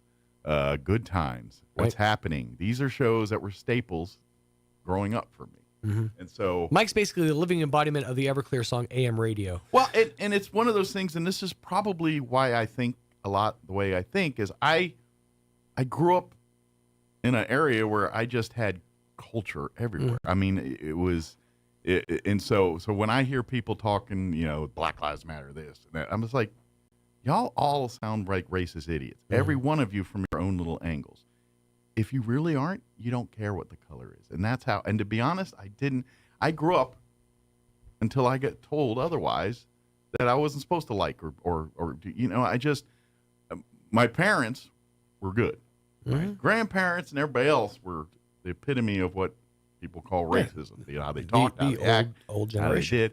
But I grew up in neighborhoods that were mostly black. We were poor. We lived in the neighborhood, so we couldn't live in the rich white people neighborhoods. We lived where the money, you know, where you could afford the house in black. So I grew up, friends were black, and I didn't know any different until I moved into the white neighborhoods, until my parents got a little more money. We moved farther south and bought their first house and, you know, do what families do and grow and get established. That's when I realized that some of the stuff that I just was accepted as life, where people are like, that's not right. And that's when the division started, you know, and started seeing cliques and all that stuff. I think what we're really trying to say is Napster.com. I got way philosophical, but I really think, you know, racism is all product of environment. That's all it is. You raise people that way, they're going to be that way. If you didn't tell them a thing about color or anything else and just turned them loose, people just be people. That's what I believe. I guess our guest isn't here. I don't know. I thought they were, but Hey, Roy, is our guest here? Negative? No, Okay. neither. All right. So I have a backup. I'll replay. Because I was wondering if our guest would come or not. I don't think they made it last month either. So I was like, well, I'll have something on the DL here just in case. I'm just impressed. How's that? You politic that. Like we were like MP3 CDs, Good Times, Chico and the Man, and racism. I'm like, wow, that was impressive. That was an impressive swath. Well, and I think how it all started is just because nostalgia, things we grew up with, and it just kind of turned into, you know, it's like, I grew up in a different place than a lot of people that grew up around here, and so I have different perspectives for some of those things, and I will venture a guess that the most racist people in the world are generally the people that have done the least amount of traveling and seeing of things and doing and understanding other people. All they know is their bubble. It's easier to keep a closed mind when you keep a small circle. And then you get in the world we live in today, where you want to see the world, you turn on Twitter and you ain't liking what you're seeing because who would. And and it's going to mess people up. Right. And all we're doing now with all this stuff is creating the next generation of more racism and more evil. If you want to fix this stuff, stop being racist. Right. That's all there is to it. But back to your previous point, what is this Twitter of what you X. speak? I can't say X. Right, X. It doesn't. Well, you got to get with the times, man. X ain't going to give it to me. X going to give it to you. Sit back, relax, because X going to deliver it to you. I just don't like saying X. It does not feel right to me. Hey, did you check out X yesterday? Did you get that X? And then to be honest, most people go back to, you mean Twitter? Yeah. No, and here's what's so funny is what he needs to change the company name to is X whatever, X dash whatever, because that's literally how everybody says it. Twitter, X, whatever. I have heard every single person who talks about it say after X, whatever. So just change the name to X dash whatever. The everything app. Let's compromise. Put them together and call them Twix. Twix. All right, so my guest is not here, so we're going to play a backup interview. Last week we had Amy McVeigh-Tejas join us talking about their books and Bloom's event that's coming up here in October. We also had the owner of the Roots Farmhouse Roots business on with us, and we talked with her. So we're going to play that interview here in just a few minutes. But first, let's take a look at that weather. I'm meteorologist Jennifer Naramore with your Pecos Valley weather. Plenty of sunshine coming in for Roswell, Carlsbad, and Artesia for today. We're going to sneak our high up between about 90 and 95 degrees. Keeping it clear for the overnight hours and our low from the low to mid-60s. And we are dry through Thursday with our high from the low to mid-90s. Seeing the return of some hit or miss showers and thunderstorms by Friday afternoon. Highs are approaching 95 for the entire area. That's your latest forecast. I'm meteorologist Jennifer Naramore. Thank you, Jennifer. And currently 69 degrees here in Roswell. Humidity is at 57%. Winds currently out of the east at 5 miles per hour. Sunny today. Expect a high of 94. Winds will be out of the east 5 to 10 miles per hour. Tonight, mostly clear. Looking at an overnight low of 64 degrees. Winds will be out of the south 10 to 15 miles per hour. Thursday, sunny, hot, high of 98 tomorrow. One last reminder that we live in southeast New Mexico. Fall will not, or summer will not go quietly into the night. So 98 for a high tomorrow. Winds out of the south 5 to 10 miles per hour. Thursday night, partly cloudy. Overnight low 64 degrees. Friday, sunny and 95. South winds 5 to 15. Friday night, partly cloudy. Overnight low 66. Saturday, looking at partly cloudy skies and a 40% chance of rain. High of 89, 40% chance of rain for Saturday night as well. Mostly cloudy and 64. 20% chance at rain on Sunday with a high of 88. 20% Sunday night with an overnight low of 64 degrees. And then Monday, day one, officially, of the fair, there is a 30% chance of rain. High of 88 and 84. On Tuesday with a 30% chance of rain. So a little cooler temps next week. That'll be good for the fair. Maybe leave the rain chances till 2 in the morning or something like that. All right, it is 8:28. We're going to take a 3-minute break, and then we're going to play our interview with Amy McVeigh-Tejas talking about their big Books and Blooms event happening here October 14th. That's up next.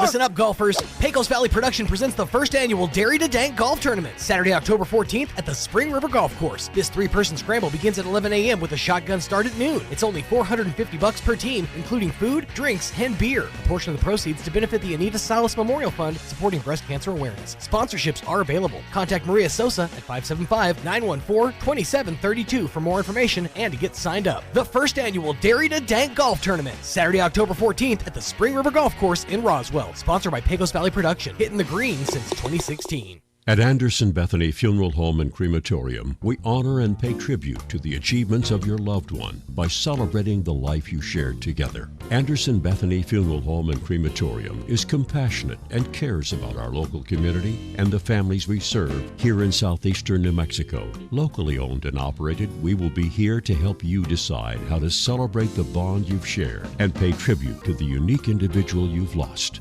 Visit us at 2609 South Main in Roswell or call 622-5888.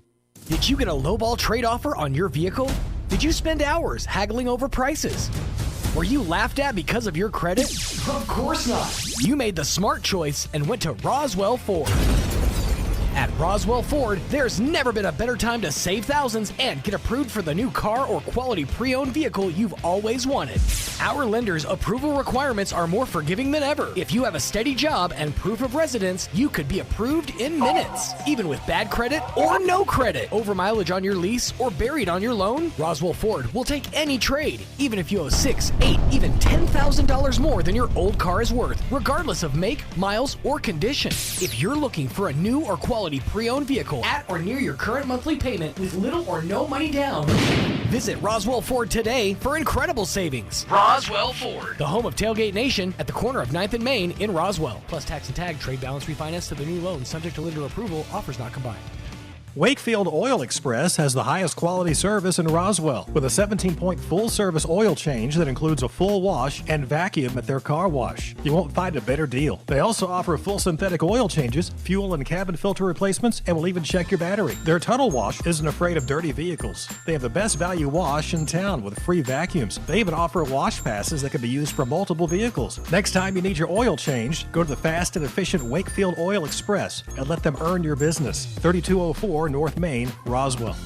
Do you struggle with acne, eczema, or worry about skin cancer? Research suggests that 1 in 5 Americans will develop skin cancer by the age of 70, but when detected early, 99% of skin cancer cases are curable. At Epiphany Dermatology of Roswell, we place special emphasis on prevention, screening, and treatment, so schedule your annual skin exam by calling us at 575-208-7050 or by visiting our website at epiphanydermatology.com and get checked today. Prevention is key. You can't hunt camels in Arizona, but you can buy them. They go for about $10 a pack. Here's Mike Winters. And good morning. It is 24 minutes after 7 o'clock, and joining us in studio this morning from the Historical Society for Southeast New Mexico, Amy Big-Big-Tay is back with us. And then joining us on the phone this morning from Farmhouse Roots, Molly Pierce is with us as well. Good morning, ladies. Good morning. Can you hear us okay, Molly? I can. Awesome. Good deal. And also, of course, say hi to Amy. She can, I think, officially hear and see you now, or talk to you anyway, not see you. Good morning. Good morning, Amy. Good morning. Ghost stuff out there I don't know about. But so we want to mark people's calendars. I know October 14th, in theory, feels a long way away. It's not. It's like 3 weeks away.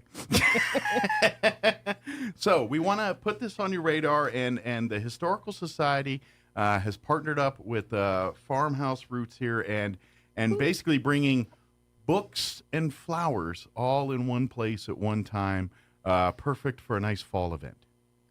Yay! So let's talk a little bit. We'll talk to the book side here in just a minute, because unfortunately Molly does have day jobs and other things to do, so we can't keep her. We don't have her for too long here. So Molly, tell us a little about Farmhouse Roots. Talk a little bit about what you guys do, and talk a little bit about what you're going to be bringing to the event here on the 14th.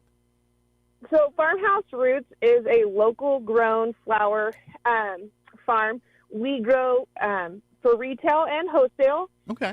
It kind of started out as in my yard. COVID happened and was so excited. There's kind of been a revolution for locally grown flowers when COVID happened, and the fact that shipping was really hard to get things to flourish. And so it kind of started small, and it's grown from there. We have learned a lot in regards to the weather here, because it's always so hot. Our summer, the very first year, was great. We had tons of summer stuff. But we've kind of found our niche with spring flowers. Spring flowers is where we have the best flowers. And last year was our first year to grow tulips commercially, and everyone loves tulips. So we won't have any tulips in October, but we also provide gardeners with flowers as well.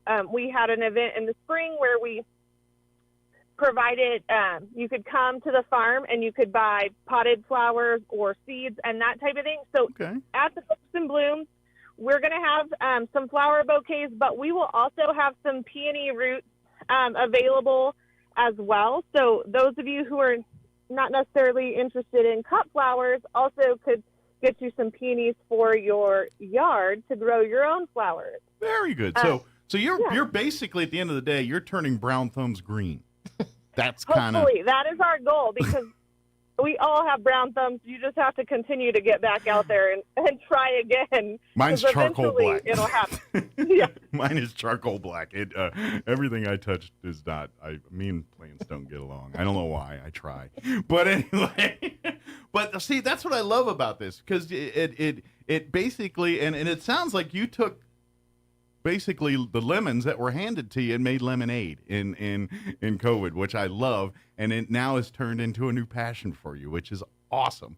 And so I think folks would, maybe you're not into reading, but you're into flowers and planting and gardening and all that stuff. So maybe you come for the flowers and stay for the books, or come for the books and stay for the flowers, whichever way, whatever gets you in the door. But I love that what you got. Now, for folks that maybe they can't come to the event, but they're thinking, wait a minute, I need some flowers. I would love to, maybe I need it for my business, or maybe I want to be a grower as well.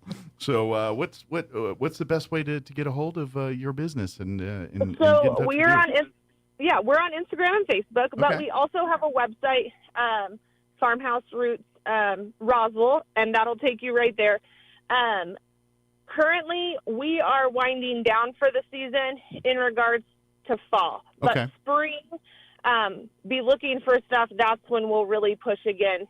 As our fall season, we were just hot for so long, and now all of a sudden it wants to be nice outside. Sure, it but can't make up its mind. We know that it's going to come to an end soon, too. So we're winding down this fall, really kind of limiting what we have available. But spring, we'll be back in action. And in fact, when I say spring, we're hoping to be able to bring tulips to everyone for New Year's.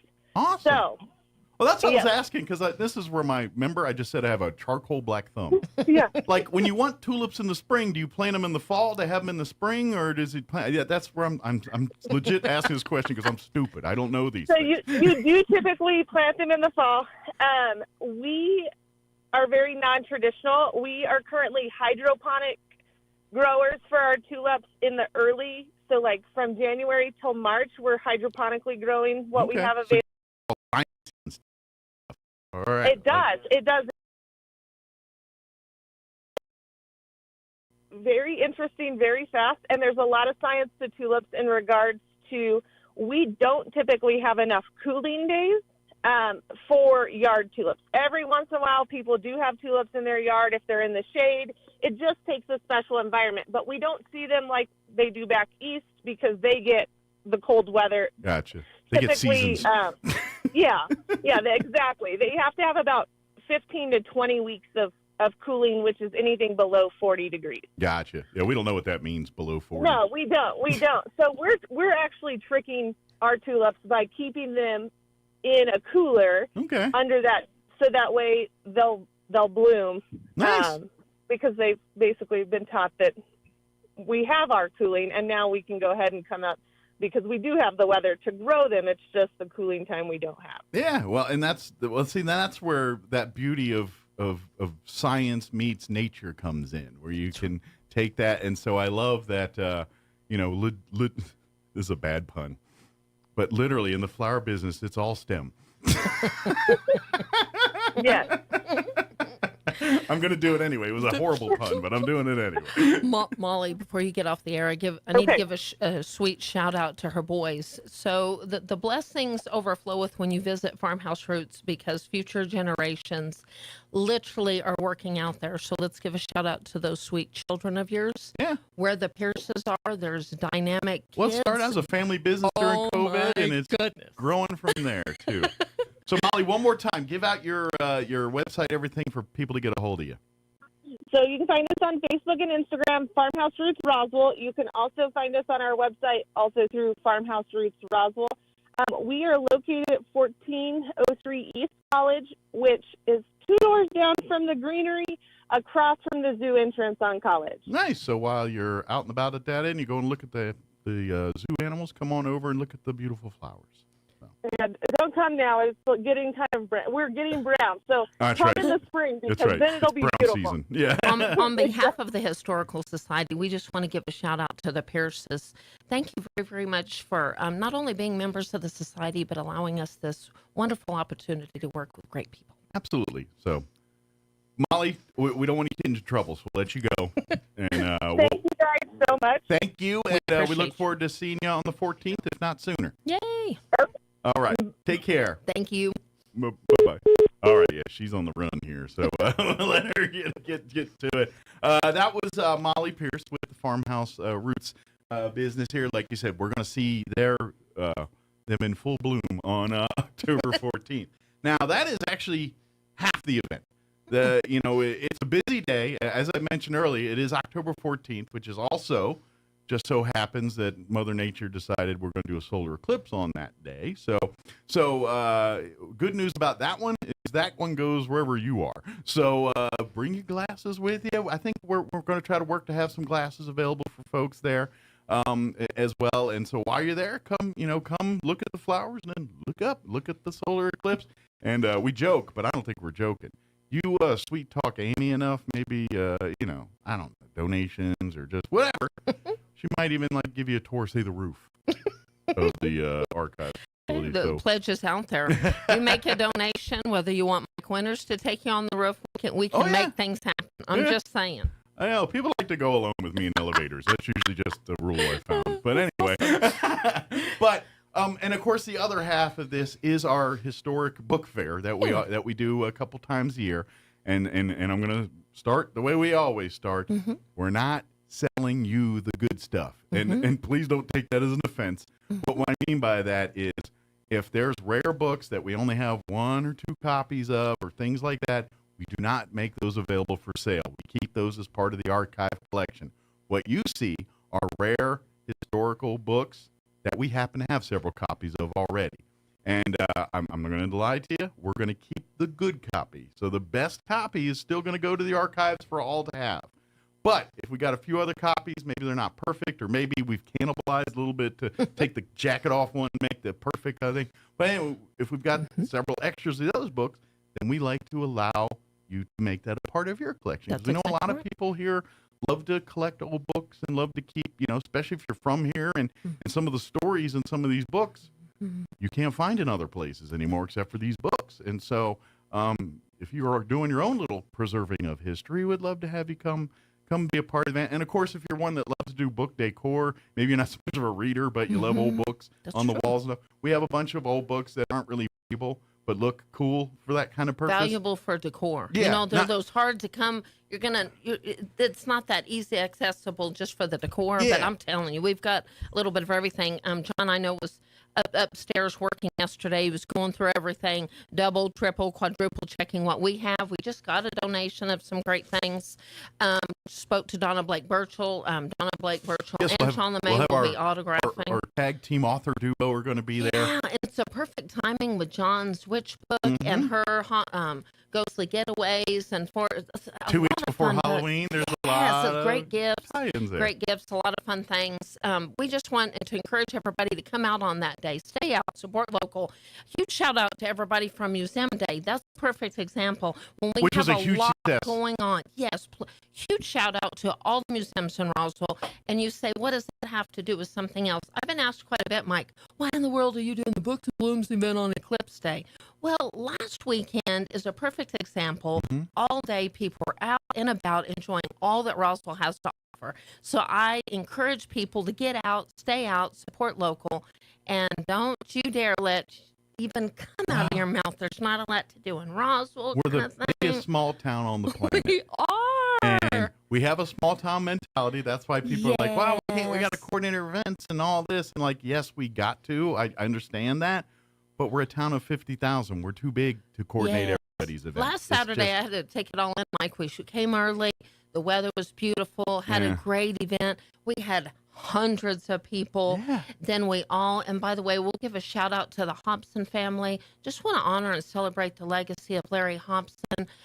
With his philosophy, it's all about the kids. Absolutely. Mike, right after that funeral, when I went straight back to the museum, thinking about Mr. Hobson saying it's all about the kids, knowing hundreds of kids had come through our doors, and even through this event. Yeah. Get these kids out. Let them celebrate the blooms and the Absolutely. books. With and all fair the coming, things. it all is all the same thing. By the way, since you mentioned the funeral here, if you did miss it or you weren't available and you want, we streamed and filmed the funeral for out of town friends and family, so it's on demand.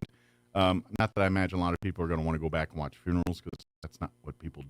But but it is there for people that celebration. For people that maybe you missed it, or maybe you do want to go back and see it. Whatever it is, it's available at kspptv.com. It's got its own channel up there. And 2006 recipients of our Heritage Award were the Hobsons.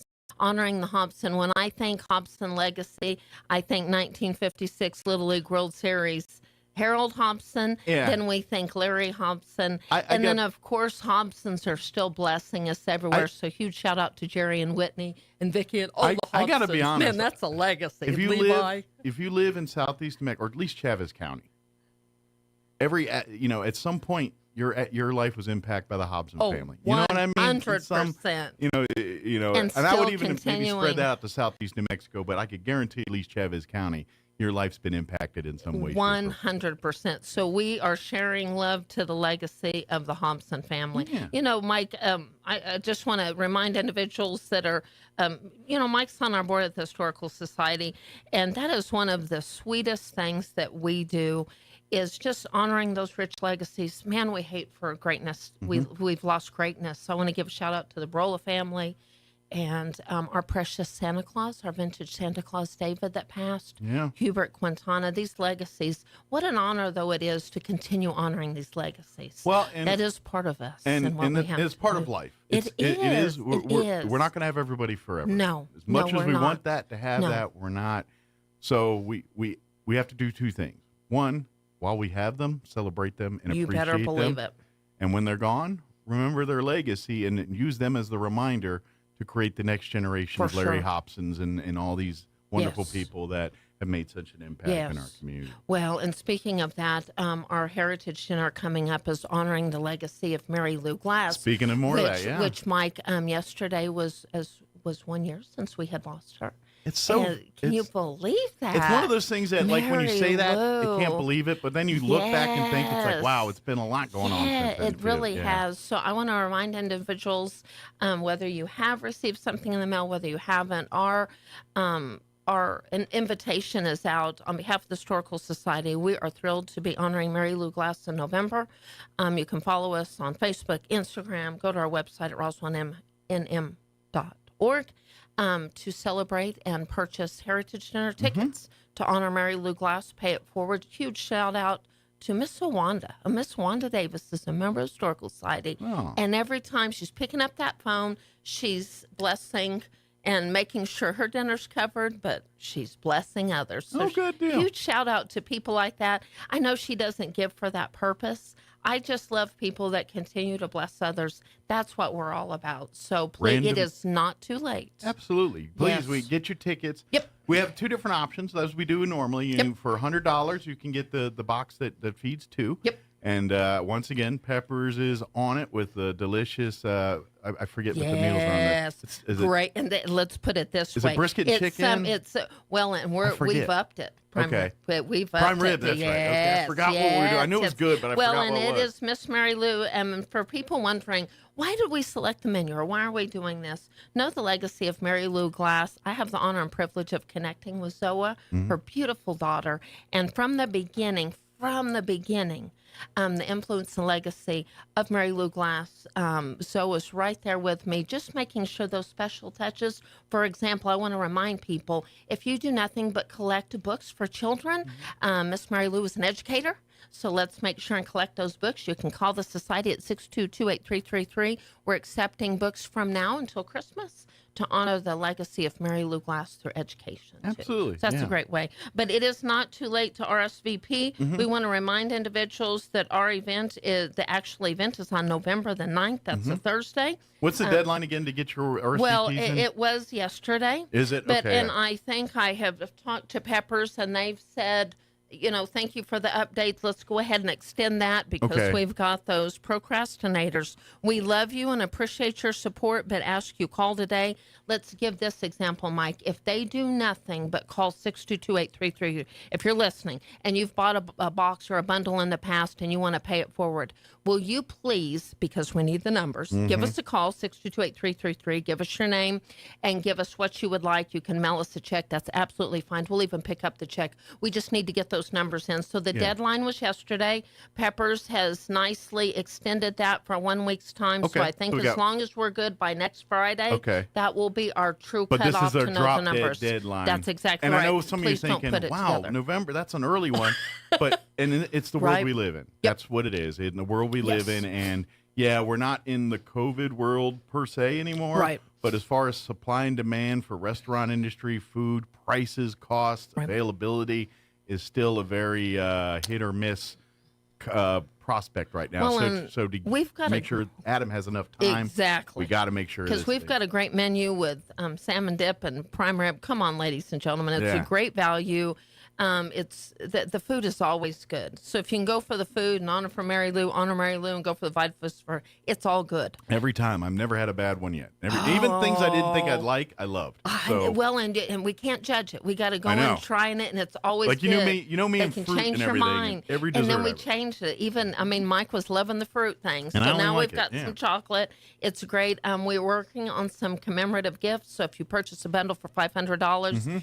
You're going to receive something you've never received before and you'll never get again. And the bundle comes very special. with 5 boxes, which is 10 meals, and we can break that up. So if you want to take a box to one location and then a box, because that also comes with delivery. That's exactly when right. we do the $500, which is equivalent to a table, what we kind of sponsorship. Right. So with that, you get five boxes, 10 meals, which you can deliver to 5 different places if you want That's to. right.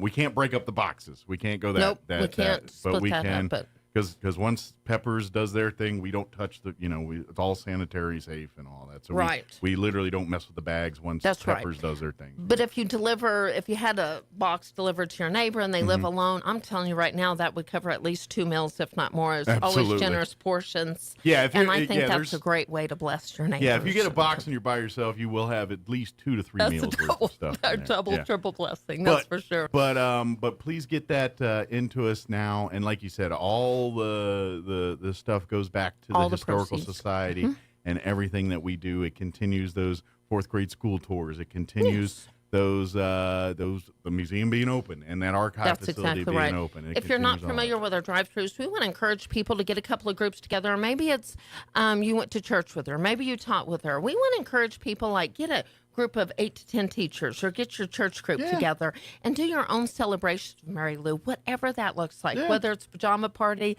whether it's an upscale candlelight Take dinner, pictures or formal videos dress, and all that, share it with us. We've got great testimonies, and we just really want to celebrate the legacy of Mary Lou Glass, irreplaceable, undeniably one of the hardest working women I have ever met. And let's just take a moment to celebrate her and all the great things Historical Society. And we do. This is a fundraiser. This is our annual award fundraiser. So the Heritage Award dinner, it's for 31st annual dinner.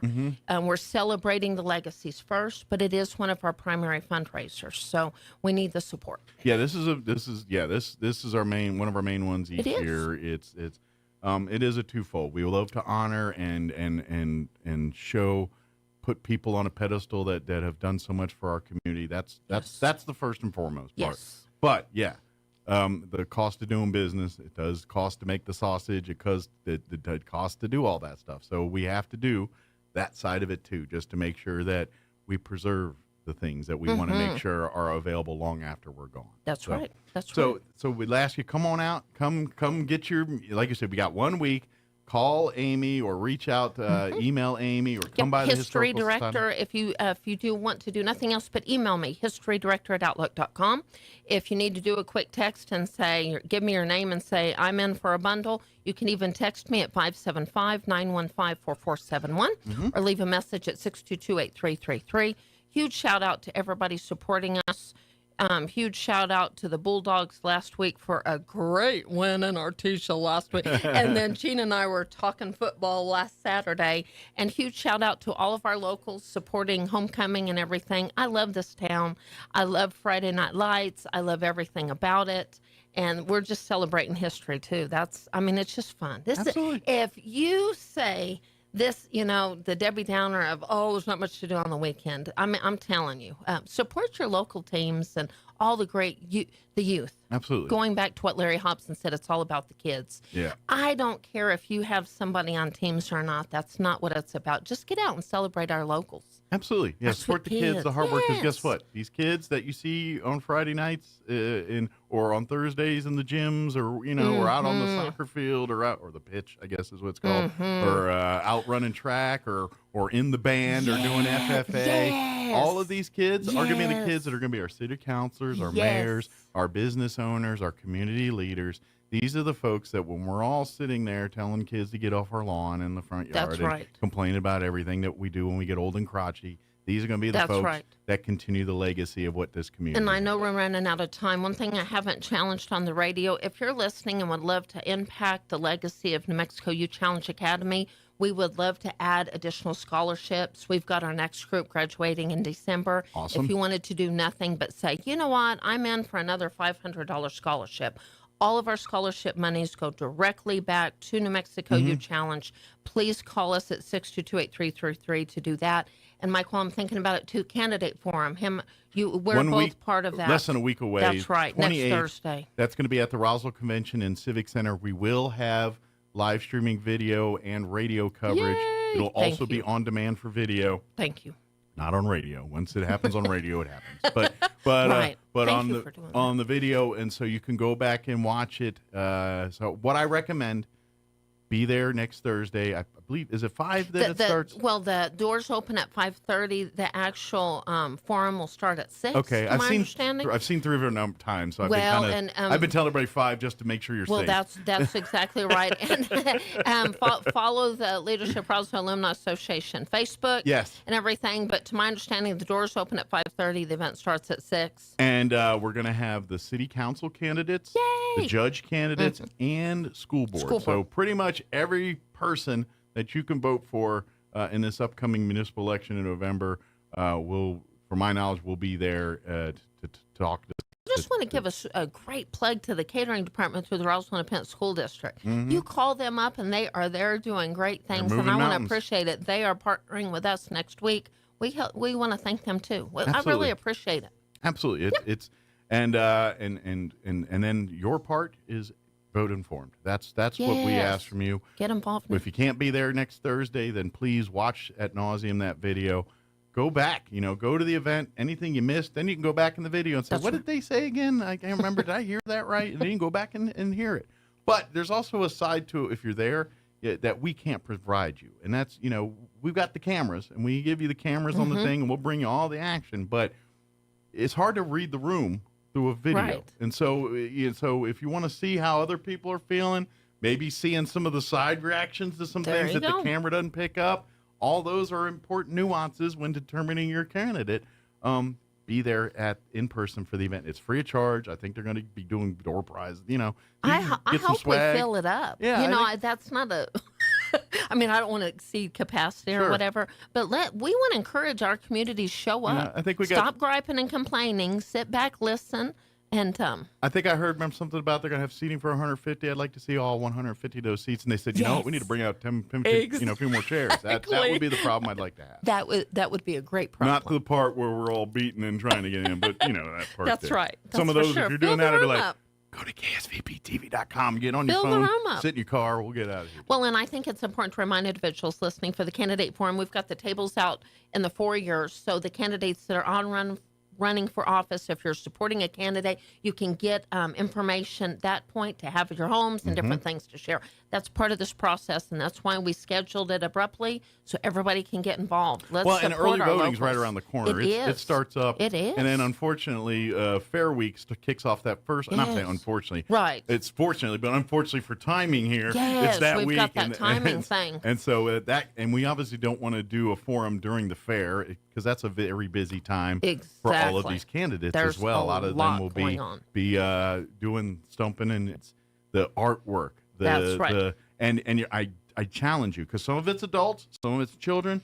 I challenge you to walk through there and not look at that art. And some of that artwork, you're like, wow, that's beautiful. And then you look at a 9-year-old did it. And you're that's like, exactly what? right. And that's the coolest thing. You could easily spend hours just walking around, look at all the exhibits and art and all the arts and crafts building, the educational buildings. So we'll have our exhibit. Historical Society is celebrating quilting. So it's 101. It's going to be fun. Well, we're celebrating 101 years of quilting, the legacy of. So stop by our booth, stop by Educate Arts and Crafts Building. Just let's cover it all. We have a great fair. Come Absolutely. on. There's no coincidence we've been doing this for 101 years. I think we've been doing some things right. And huge shout out to that legacy. Yeah, you tend to get a few things right after doing it 101 times. It'll even be better in 102, I'm going to guess here. Well, and huge shout out to my son. He'll be with Island Noodles out there. If you don't know what that is, I'm like, heck yeah, that's fun. Good deal. Celebrate all the great food. Yeah. That's something do the Mike Winters thing and support all of it. I like I'm just walking around and hit I'm them just all, saying, man. You know, you just hit them all. It's just so much great food and so much. I mean, it's all there. Why not? Fun. You're like, do you want chicken? I'm like, I want it all. I will hit one. Right now, I'll get this. That's what Ralph and I do. Later. Just do the plethora of a little bit of everything. Yeah, and the rule applies as it does every year. If you eat fair food at the fairgrounds, they don't count calories. If you take the food with you home, it counts. So it's root on the coyotes this There you evening. go. 7:55. After North Korea announced it would expel Travis King, the U.S. Army private has reportedly been handed over to American officials in China. King crossed into North Korea from the south in July. He had faced military discipline in the States at the time he fled north across the heavily fortified DMZ. Former President Trump visits Detroit today as the auto workers' strike is in its 13th day. President Biden met with and spoke briefly to striking auto workers in Wayne, Michigan yesterday, claiming Donald Trump's indictment proves that saving America is not going to be easy.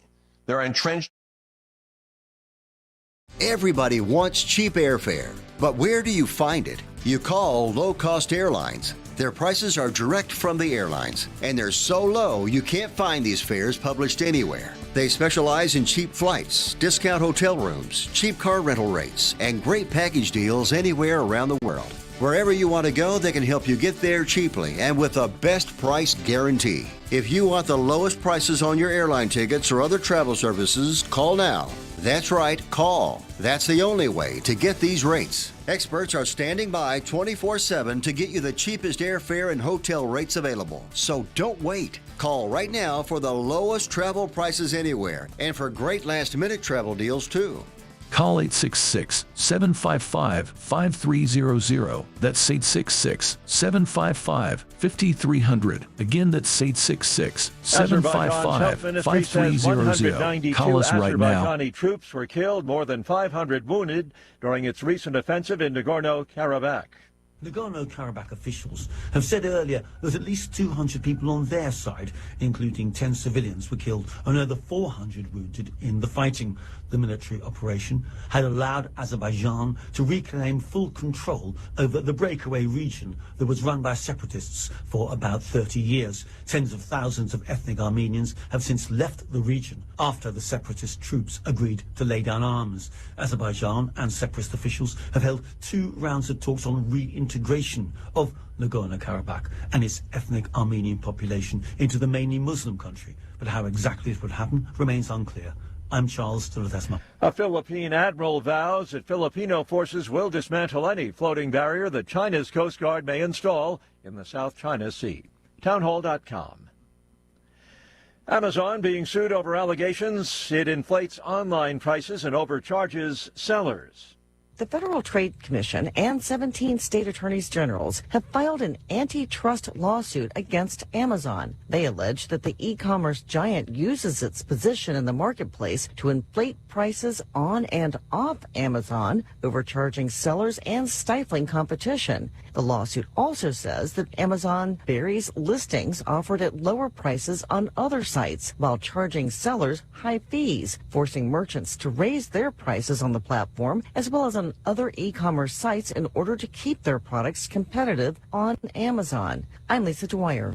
Saying that it will create jobs and foster UK energy independence, the Britain's Conservative government has given a green light to more oil and gas exploration at a site in the North Sea. More on these stories at townhall.com.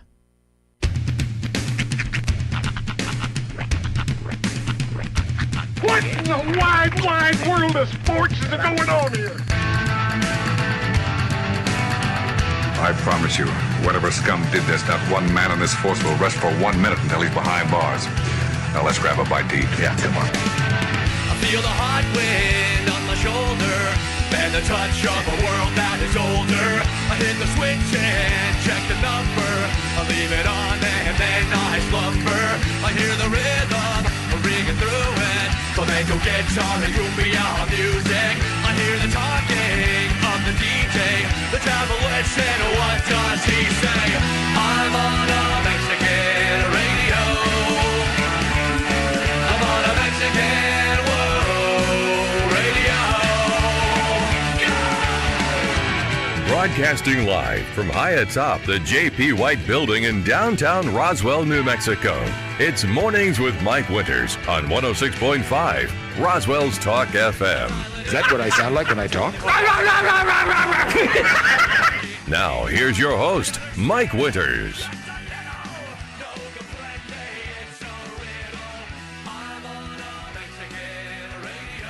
And good morning. It is 6 minutes after 9 o'clock.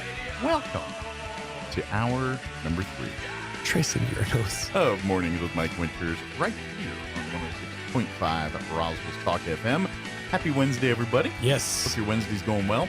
Hey, I do want to point your attention to our website, ksbtv.com, or our 106.5 Roswell's Talk FM Facebook wall. Yes. So, last night, the Many Hands organization, they work with, homeless. Mm-hmm. Sorry, I got the clip. And so they had a candidate forum at the Anderson Museum last night, and a lot of their questions and stuff particularly dealt with housing and that kind of thing. Right. So if you missed it, you can go back and check it out. Go on to ksbtv.com or 106.5 Roswell's Talk FM Facebook wall. You'll see it says Many Hands candidate forum, I believe is what it's called.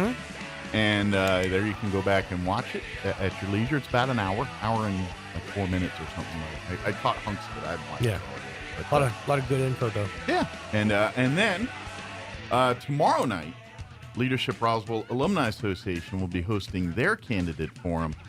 The doors will open at 5:30. The event will begin at 6 p.m. That's going to be at the Roswell Convention and Civic Center.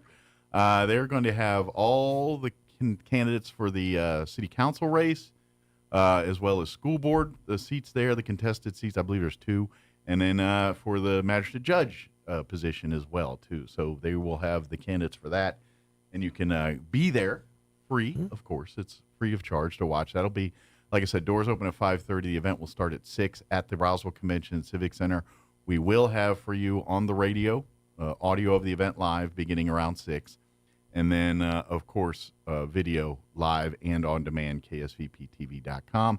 You'll see the candidate forum channel there. You just go there, and it will be there. We love fora. But be there in person if you can. You should. Really, you really get to soak the information in when you're there in person. Well, you see the other stuff. You see what the person off to the side that's reacting one way or another to what's being said, and you may not see that on camera because only got 1 or 2 cameras covering the event, and it's not every angle of the building. And right. So you get to kind of read the room a little bit better. But anyway, feel it out. Yeah, but we'll have that for you tomorrow night, and of course, the Many Hands forum is available for you to watch anytime you need it. ksvptv.com. Yes, sir. Just want to throw that out there real quick. Hope your Wednesday is going well. Middle of the week here. Kind of sunny. Talk of rain in the weekend. We'll see It what actually, I stepped out for just a little bit in the 7 o'clock hour, and there was just for like 20 seconds, like a little sprinkle, just a tiny little sprinkle. See, now it's all bright and sunny. Mm-hmm.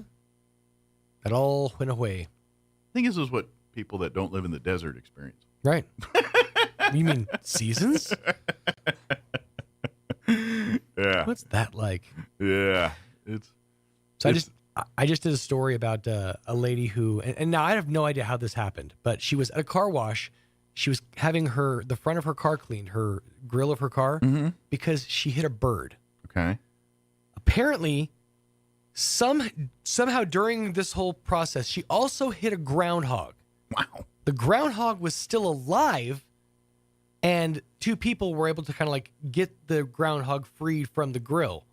Now, two things went through my mind. First of all, where was she driving that all this happened? Was she drive like, to a zoo or something? I was thinking like the greens of a golf course.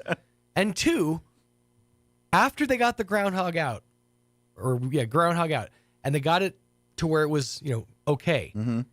Did do a little dance and go, I'm all right. Don't nobody worry about me. Because you figured it had to, just to pay homage. Yeah, either that or have them drive the vehicle. Don't drive angry. Where were you driving that you simultaneously hit a bird and a groundhog? I'm going to guess that it could have been the exact same time. Maybe not. But that's wild if it is. But at that point, if it's different times, seriously, you really should focus on the road more. Right? That's your. Have you ever hit a bird or anything when you've been driving? The most I've ever. Actually, you know what? Yes, I have. It bounced off my windshield and scared the ever-loving bejesus out of me. Yeah. I've had that happen. It was simultaneously like scary, but also hilarious. Didn't break anything. No, it didn't break anything. Thank goodness. Well, I've had 2 instances of bird. And the one was a bounce, just like you said. Right. The other one happened about 10 years ago, back when I was a frequent driver to and fro to Artesia every day. And this one happened to be a Saturday morning. I guess it was a remote in Artesia or Carlsbad or something I had to do. I don't remember why I was going that way, but I was going that way. And at the time, I owned a Ford Escape. And so I was driving my black Ford Escape, and I thought I saw a bird like hit the front grill. Like I was like, interesting. I was like, I didn't see it like bounce off or do anything. So I was like, So when I got to said location, I found the bird. Oh. Buried into the grill. It was dead in the doornail, but it was literally in the grill. And it took days to get it out of said grill. But I got it out eventually. It took a couple sessions of working it out. It wasn't necessarily a bird, but one of the most nightmare-inducing situations I've ever experienced. It was myself and my wife at the time. We were coming back from Oklahoma. It was a long road trip. I think it was just Rhiannon in the backseat. But we were coming back. We had just passed the Portales, coming back into Roswell. And we're in that kind of that long stretch. I think we were even past Elida at that point. I'm not totally sure. But there's just this long stretch of road where at dusk, for whatever reason, every single wild rabbit within a 13-mile radius was on that road. Weird. They were just like coming to the road. Aliens called them. It was insane. It was like driving through a field of bunnies. And I hit, and I felt so bad about it. But dude, I hit like 37 rabbits because they just kept pouncing. Seems like out of a movie. I didn't know what to do. I was maintaining my lane. I just think of it's like a movie or out of like It's Always Sunny. Just like I just got It was like I'm not sure if like I interrupted Bunny Burning Man or what, but they gathered. I just have this image. The bunny gathering of the juggalos? I just have this image of you driving at night on this desert highway, and you just hear bunnies bouncing off of everything, and you're like, "Oh, the humanity!" It was screaming and crying. Because I was like, "No, this is terrible." But at the same time, I could not help but laugh at the situation. So to any passersby, I looked like a crazy person. I'm just like Days of Thunder barreling through a field of I feel like bunnies. this is a scene out of It's Always Sunny in Philadelphia. That's what it feels like. It was not a fun experience for either one of us. Carletta will still to this day attest to that it was not a fun one. That reminds me. I know the new season of Welcome to Wrexham started a couple weeks ago, so I might have it up. Well, now that the writer's strike is over, we're going to start seeing some more stuff roll out. I know the new season of that. Well, the writer's over, but the SAG one's going still. Yeah. Which means picket lines just became 90% sexier. But now, but I think there's 2 or 3 episodes under there. So now I can go, because I hate watching just one episode. Then I'm like, dang it, I got to wait a week for the other one. And so I like to, when there's new shows that show up on Hulu, and I don't watch it on normal TV regularly, I like to build up 3 or 4 episodes before I dive in. So you can have a nice little bite. Like I'm doing that now with that Disney Plus's what's her Atoka or whatever that one is. Ahsoka, whatever that thing's called. Oh, I'm doing that too, but I'm just not watching it at all. No, I'm gonna do it. That one has I have no interest in that. I like that. I'm gonna take a gander at it. I mean, it could stink, but from what I heard, it doesn't. And here's the thing. I gave it a shot with Mando. Yeah, I like Mando. Me too. Yeah. I was good with the Boba Fett thing. That was good. I feel like I'm not into Star Wars lore enough to enjoy a series like this. The only one of those Star Wars ones I didn't like was the one about the guy from, my name's. You're talking about the one, the Samuel L. Jackson one? No, that's Marvel. That's different. It's same old Disney, but it's not Star Wars. Oh, okay. That's Marvel, the Fury was one. it? The Captain. Oh yeah. Not Captain Fury. The Fury one. That yeah. one. That's Marvel. No. It was the one Rogue One movie, which was a good movie. But there's one of the spin-off shows is based off one of the characters from Rogue One. Oh. And the show's interesting in the fact that it shows like the pedestrian side of the whole Star Wars world. Mm-hmm. Like you're seeing like just the average schmo workers and all that stuff. So that's kind of cool. But it's so much of that it's like it's the rebel side without the sexy main characters. You know what I mean? Right. It's like the average Joe and what they're doing during the Rebel Alliance, Civil War, whatever you want to call it. It's literally like that when you write off a character because they've gone off to college and then you have the scene where you're like, okay, I'll talk to you later. Yeah. He says hi. And that's referencing the character. So that series I didn't like. But like the one with Ben Kenobi, I like the one with like you said, Boba Fett. One, that was good. The Mandalorian I liked, and so I feel like those are evergreen stories enough that I, as a non-Star Wars fan, can enjoy. Yeah. But when you get too deep into the whole Rebel Alliance versus, it's like okay, it's for the nerd. It's for the delve in totally. I've said this before, but the literal first Star Wars movie I ever saw was the wrong one. It was Episode 1.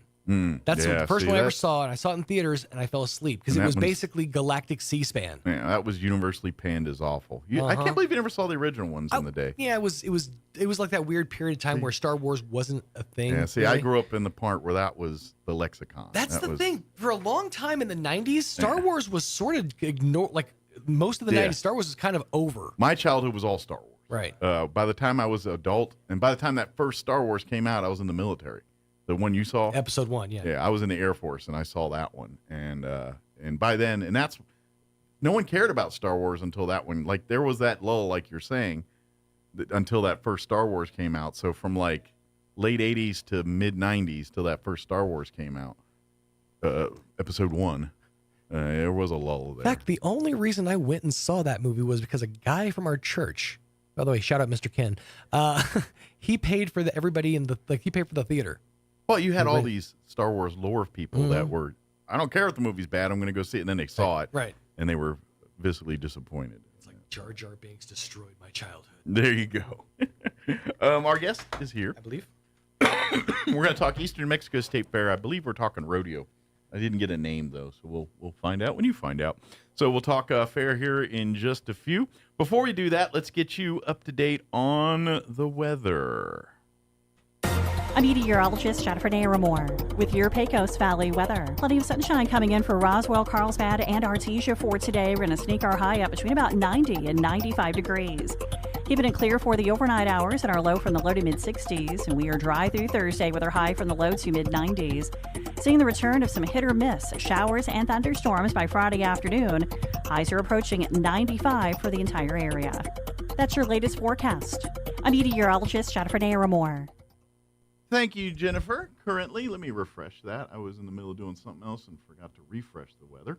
There we go. That's freshen up a bit. Currently 68 degrees here in Roswell. Humidity is at 68%. Coincidence? Yes, it is. Winds currently out of the north at 6 miles per hour. Sunny today and 94 for a high. Winds out of the southeast, 5 to 10 miles per hour.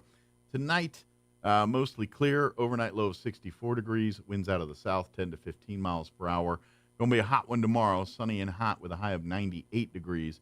South winds 5 to 10 miles per hour. Tomorrow night, partly cloudy. Overnight low of 64 degrees. South winds 10 to 15 miles per hour. Friday, sunny, highs around 95. Partly cloudy, overnight low of 66 Friday night. So weather should be good for football. And if you're going out to sneak peek night for the carnival and stuff at the fair. Saturday and through at least Tuesday. Right now, I've only got through Tuesday. Rain chances in the forecast. Good chance on Saturday. 40% chance of rain Saturday. Partly cloudy, 89 for a high. 40% chance of rain Saturday night, mostly cloudy, overnight low of 64. 20% chance of showers on Sunday with a high of 88. 20% chance of rain Sunday night with an overnight low of 64. And then next week, to start things out, Monday, there's a 30% chance at showers, high of 88. Tuesday, a 30% chance of showers, partly cloudy, 84. So temps are just right for next week. Hopefully the rain rains, but not like during the main events, maybe like 2 in the morning or time when it's not going to mess up with events or shows or any of that stuff. All right, it is 9:21. We're going to take a 4-minute break. And then here on the other side, we're going to have Adrian Ruiz join us talking rodeo out at this year's Eastern New Mexico State Fair. That's up next. Don't go away. You're listening to Mornings with Mike Winters. Time for the 2023 Eastern New Mexico State Fair, October 2nd through the 7th, and that means a week of great entertainment for the whole family. It all kicks off on Fair Day Monday with Anthony the Piano Man. Tuesday is DJ Day with music all day long. Wednesday at 7, don't miss Austin Van. Driving me out of your mind. Thursday night, catch Brian Mars at 5. I'm having fun this tequila summer. The I-10 Band at 7, and Selena Forever at 9. I'll be Friday night, it's J.D. Cox at 5, the Memphis Band at 7, on the Memphis train. and the Garth Guy Show at 9. On the road. Then on Saturday, Anthony the Piano Man kicks off the afternoon at 2 p.m. Then Tejano Night with Conjunto Ruin Señor at 5, El Clan Lagunero at 7, and La Zona X at 9. Best of all, it's all free with your admission to the fair. More info at enmsf.com. The Eastern New Mexico State Fair, October 2nd through the 7th. 101's gonna be a lot of fun. Paid for Most by of the Roswell problems Tax. that people have with plants comes down to basic farm management. That means knowing what to plant and when to plant it. Hi, this is Jim Gill from Roswell Seed Company. Planting at the wrong time usually leads to disappointment and heartache, sort of like your first love. But planting at the right moment puts Mother Nature on your side, and that makes growing things easier and a whole lot more fun. So before you plant anything, come to see us at Roswell Seed, or just give it a try and hope for the best. It gives me a chance to say, I told you so. Attention Roswell, Carlsbad, Artesia, and surrounding areas. Roswell Tire and Appliance has what you're looking for with a great selection of refrigerators, freezers, washers and dryers, and ranges, and they can prepare your appliance as well with many models in stock and on sale. You can own it today. RTA services after the sale with repair, warranty, and delivery to Roswell and surrounding areas. Save big on a selection of scratch and dent appliances too, plus a great selection of tires and a team of people to help you when you need it most. Roswell Tire and Appliance, 101 South Main in downtown Roswell. More than 50 million Americans live with chronic pain. If you're experiencing pain that interferes with your daily life, Artesia General Hospital can help. Dr. Casey Della Barca and our compassionate team of providers treat a variety of conditions, including arthritis, back and neck pain, migraines, neuropathy, and more. We offer advanced procedures and comprehensive therapy, and we personalize treatment plans to help you get back to living a quality life. Request an appointment at artesiageneral.com/pain. Do you struggle with acne, eczema, or worry about skin cancer? Research suggests that 1 in 5 Americans will develop skin cancer by the age of 70, but when detected early, 99% of skin cancer cases are curable. At Epiphany Dermatology of Roswell, we place special emphasis on prevention, screening, and treatment. So schedule your annual skin exam by calling us at 575-208-7050 or by visiting our website at epiphanydermatology.com and get checked today. Prevention is key.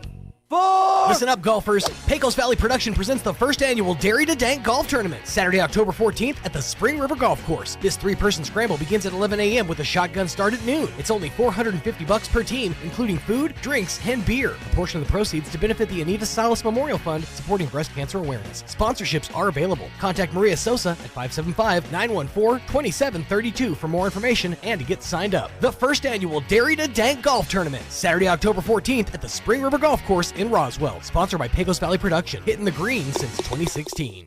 Coming to the Liberty, Friday, October 6th. Catch Jamie Richards. Don't try to find me. With 12 #1 Texas country hits and records recorded by artists like Cody Jenks, Hal Ketchum, Kevin Fowler, Walt Wilkins, and many more. Get tickets and more info at thelibertyinc.com. She's cold as that beer she's drinking. Jamie Richards, Friday, October 6th at the Liberty in Roswell. The inventor of Pringles is buried in a Pringles can. I wonder if they got their hands stuck putting him in there. Here's Mike Winters. And good morning. It is 25 minutes after 9 o'clock, and joining us in studio this morning to talk some rodeo at this year's Eastern New Mexico State Fair. Adrian Ruiz is with us this morning. Good morning, sir. How you doing today? Good morning. Doing great, man. Doing great. Thanks for spending a few minutes with us. Do appreciate that. So as all good fairs should, they should have a nice rodeo as part of their week-long festivities. And, of course, the Eastern New Mexico State Fair will kind of bring you the rodeo action towards the latter 2 days of the fair this year. Yes, sir. So. Yes, sir. Talk a little bit about who's on at this year's rodeo. Okay, well, this year, we started the first year last year with this event. Okay. We hadn't had any rodeos and stuff like that for a few years, and COVID kind of put a damper on a lot of stuff. A lot of stuff, and then so me and a couple of friends came together, and Olin and Robert Carrizales, and so we decided to see what we can do for the community and put these things together.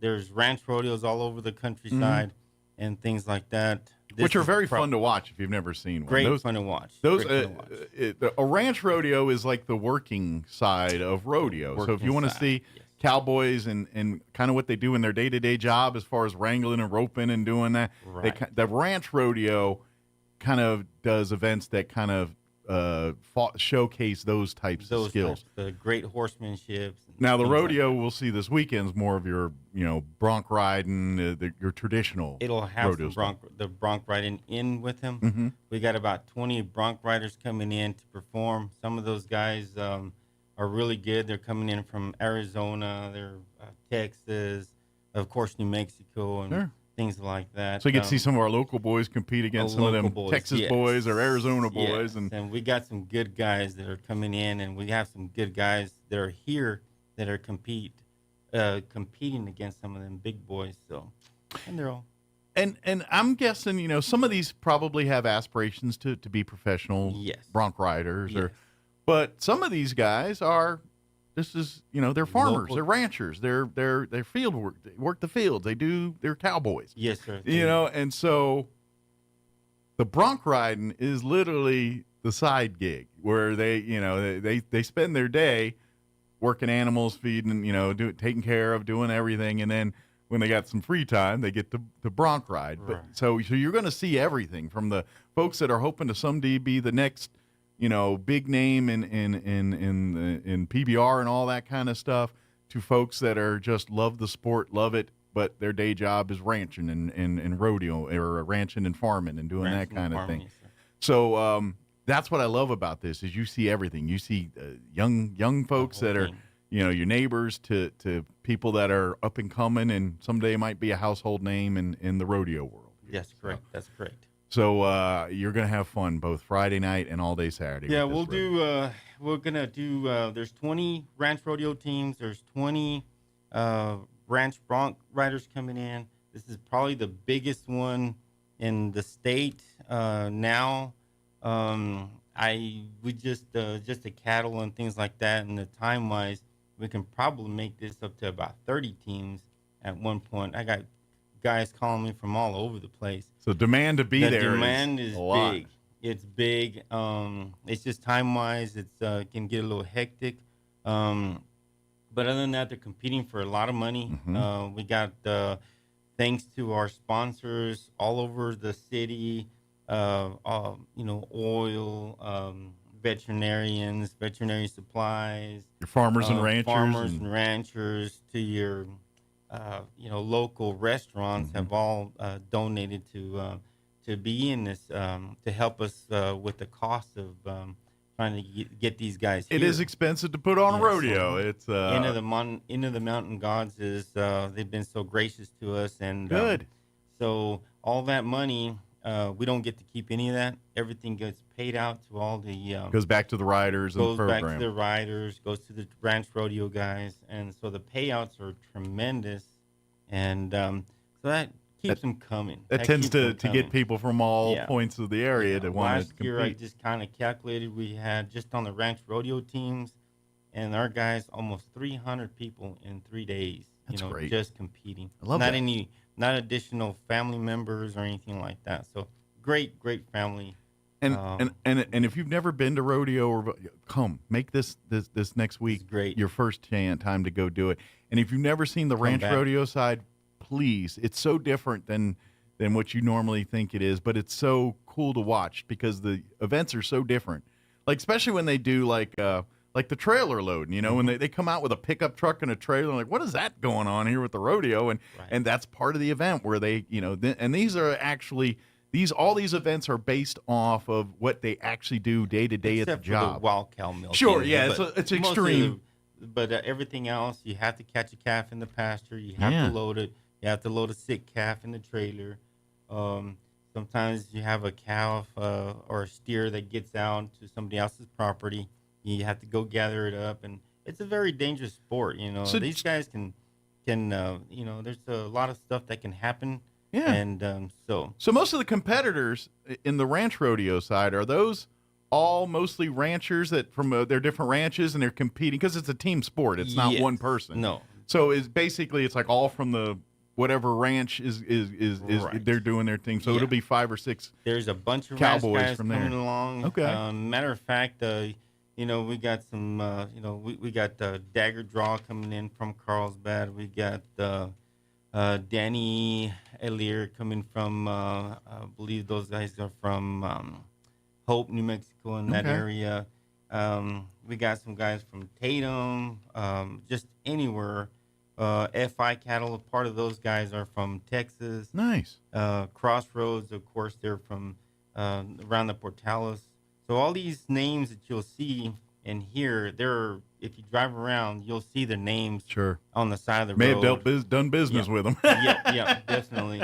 The cool thing about, some of this stuff, unfortunately, the ranch guys, they don't actually do this every day. They're not on horseback every day. Yeah, they're working. They're working. Yeah. They're fixing water lines. They're doing this, fixing fences. Yeah.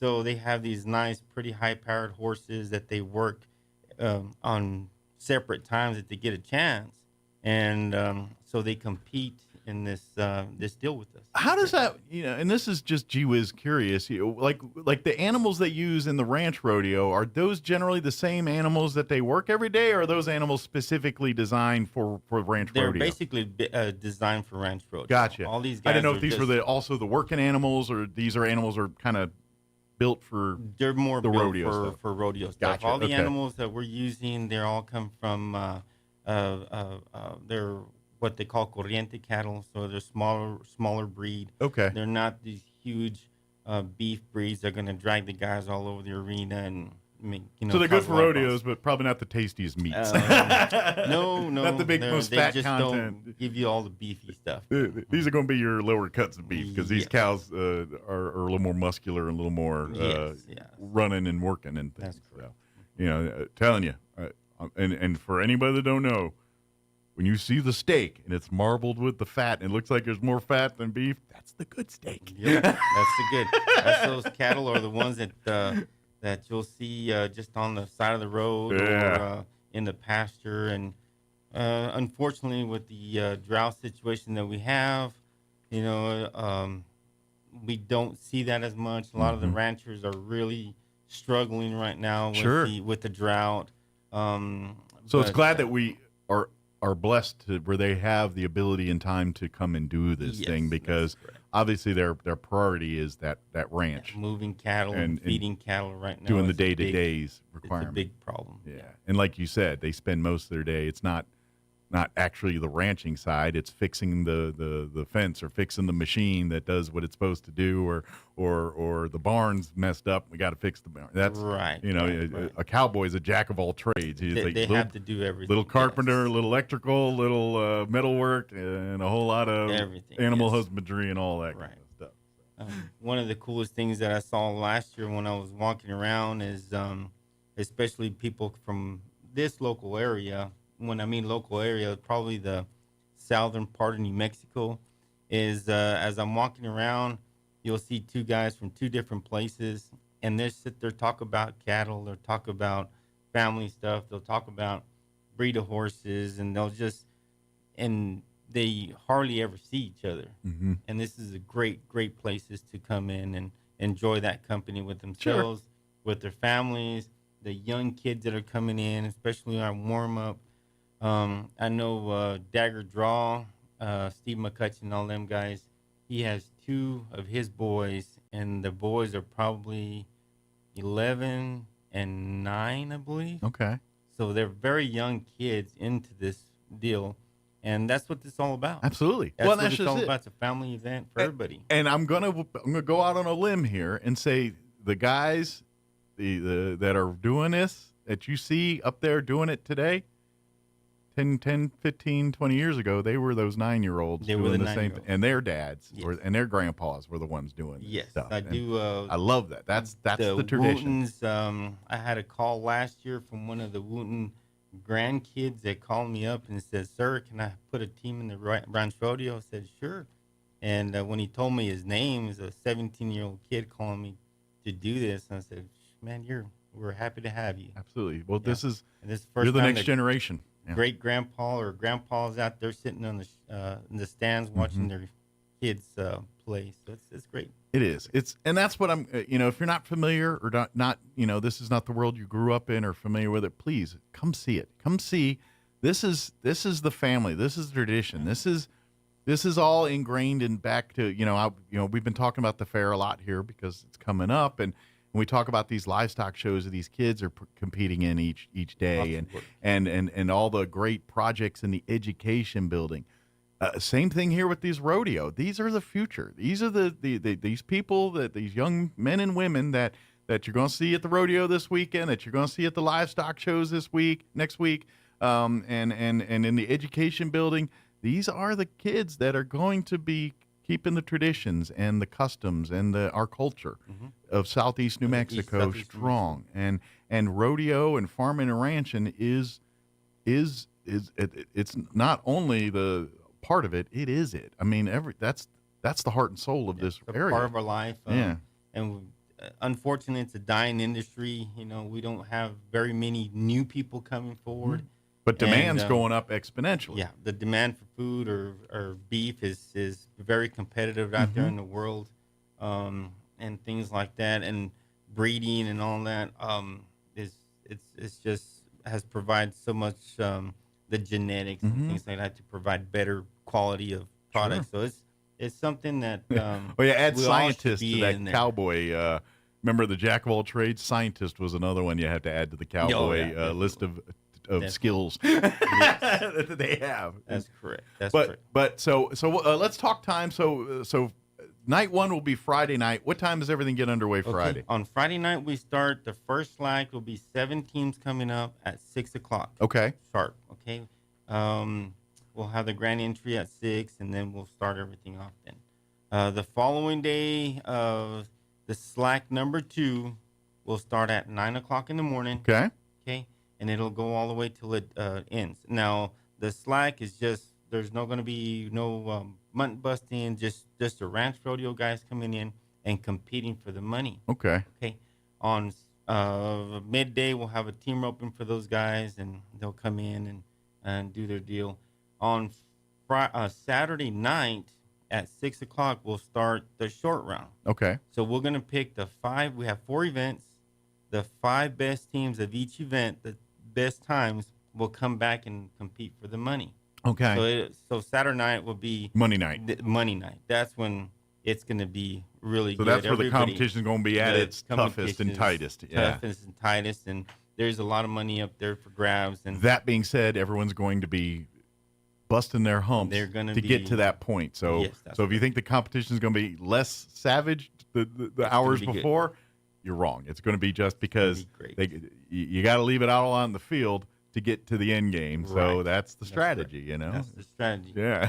So we'll go in there and we'll do that. Of course, we'll have a mutton busting for the kids, and That's always fun to watch if you never that's get to see that. One of the biggest events there this year. And your we- first round of rodeo riders from the year, you know, if you want to see the who's who in rodeo riding in about 10, 15 years, come watch mutton Right. busting. Yep, that's for sure right there. And so throughout the 2 days, you know, of course, the bronc riders are going to be competing against each other to show up for the last section on Saturday night. Okay. The best guys will come in and play for the money on that. Good deal. So you can get your rodeo action beginning that Friday evening, right around about 6, you said? 6 o'clock, yes. And then 0900 the next morning, it gets underway day. and goes all day from day, there. All day. So You want to see good horses, good people. yeah, maybe get there a little early so you can go check out the junior livestock stuff, because that'll be getting underway Saturday morning, and then about 9ish when they're hot and heavy, if you want to go meander on over to the rodeo ring. Now, for if you're gonna if you're just a rodeo participant and you're not so much interested in the fair stuff, you're just wanting to do, your admission into the rodeo is included into your admission into the fair. So That's correct. So you will come in and so they want everyone to come in through the main entrance of the fairgrounds. That's correct. They want you to park in the main parking lot. The only people that get to park over by the rodeo ring are the actual participants. That's If you're a spectator, they want you to park in the main parking lot and then go through the main gate and then go to the rodeo ring through the fairgrounds there. So and then and of course your fee is included. So if you want to get there early and ride the rides and see all the shows, or after the rodeo's over, want to ride a few rides and check out a few things before it wraps up for the night, depending on what time everything gets done out there, it could go as long as the concerts and everything do. It just depends on how much action's going and the riders and how stiff the competition gets here. So that's great. But it's going to be a fun, and come see it. Come see ranch rodeo and the bronc riding. All of it's fun to watch. I'm telling you, if you've been to rodeos but never been to a ranch rodeo and you're kind of like, I don't understand, it really is cool to watch. Yeah, it is, because it really, you're seeing the cowboys do what the cowboys do on a daily basis. Having, I was in the military. I was in the Air Force, and I was a weapons troop. I was a bomb loader, and my job was to load the bombs and missiles on the aircraft before it goes to go do what it's got to do. So with that, we had to train each month, and so each month I had to go in and compete to load a jet, and we worked in a group of 3, and you have to do it within an X amount of time and do all the safety things. But once a quarter, we have competitions between the other load crews, and so to me, the ranch rodeo is that same thing, that same version of you're seeing, and you turn into a competition, and it gets cutthroat and times, and it's down to seconds and committing errors and all that stuff. But it really was a competition of the day-to-day of what our job was really like, and that's what this ranch rodeo is. If you want to see what life on a ranch is and not work on the ranch, this is probably about the closest you're going to get to actually experiencing that kind of thing. Great horsemanship, great horses, and the bronc riders. Of course, those guys are it's just phenomenal. You know, I break a few horses myself, and but to watch those guys do what they do is like, oh my god, it's an art form. It's very. It is a very. I mean, it's art very form, practiced. Very, you know, it's athleticism about those boys. Yeah. And the wit to be on top of that horse. Sure. When he's just, you know. Well, and you got to be a little psychologist too, because at the end of the day, you're at the mercy of the animal. It doesn't matter what you want it to do, and you can try to lure it. You're dealing with something that's about 10 times heavier than you. It's going to do what it's going to do. You just gotta influence it a little bit. Yeah.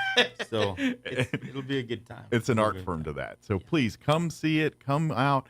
Enjoy the fair. So if you're just coming out to the fair to do the fair and the concerts and maybe see some of your kids or grandkids in the show and never really got to experience rodeo, come out Friday night when you got a lull. Just walk on over to the rodeo area, get you a good spot, and spend an hour watching the rodeo. Just watch. I guarantee you're gonna want to hang out more. And that's the other cool part too is, you know, it's the county fair. Everyone's around. You want to talk to these guys and learn more and stuff. It's one of those few sports that's like that. You can't go to a NBA basketball game or an NFL football game and talk to the players before, during, or afterwards. Here, you know, obviously when they're busy, you need to let them do their thing. But if they're just kind of waiting around for their spot or doing their thing, or, you know, they love to talk to the people and talk to the kids. Love and to show their horses. Yeah, show the horses and show the animals off. It really is a family fun environment. So you can bring the kids and they can come and pet and touch the animals and do all the, you know, the fun stuff. And then, but when the horn sounds, it's competing time. It's time. Good deal. Is there anything about the rodeo we wanted to make sure we mentioned, but we just spaced out on? No, just if you guys haven't been or had been a long time since you've been there, just come watch these guys. They work all year. They do perform in a lot of other rodeos throughout the state, but this is pretty special. It's the eastern state, of course. So there's a lot of guys coming from a lot of places. It's huge. I mean, 20 teams is a lot of teams.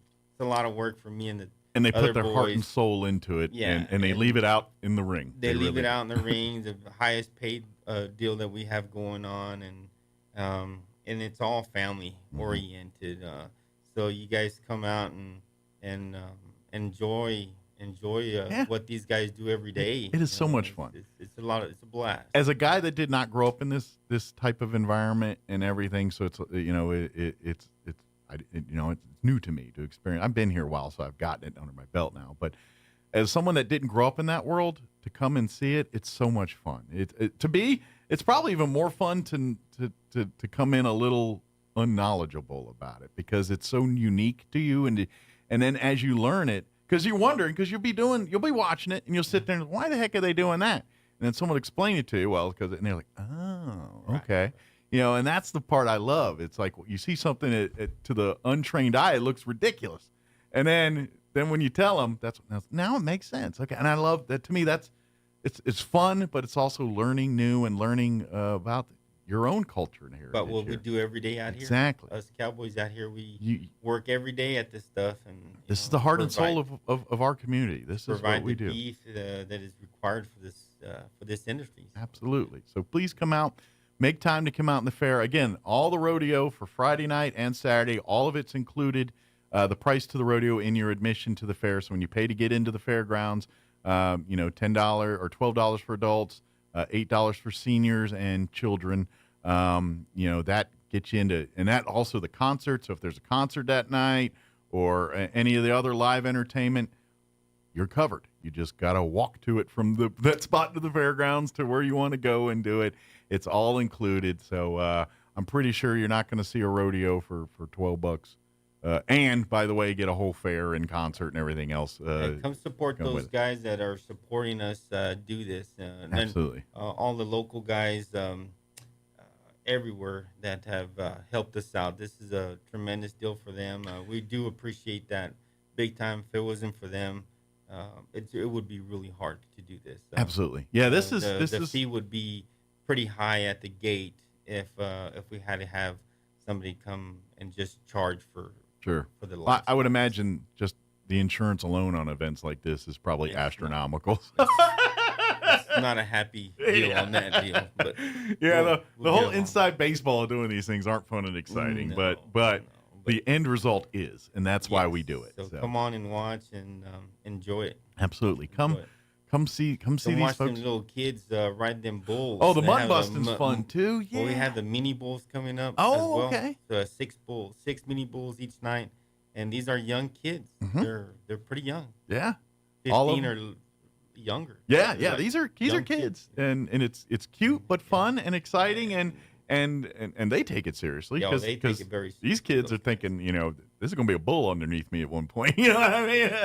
It's a mutt now, but it's going to be a bull. Yeah. My goal is to be a bull or a bronc underneath this thing down the road. So. Yes, sir. Good deal. Again, Eastern New Mexico State Fair. Go to the website, enmsf.com. You can see information not only about the rodeo this week or next week, but all the other fair information, ride time, ride costs for the armbands, and hours of operation, what concerts and shows are happening when.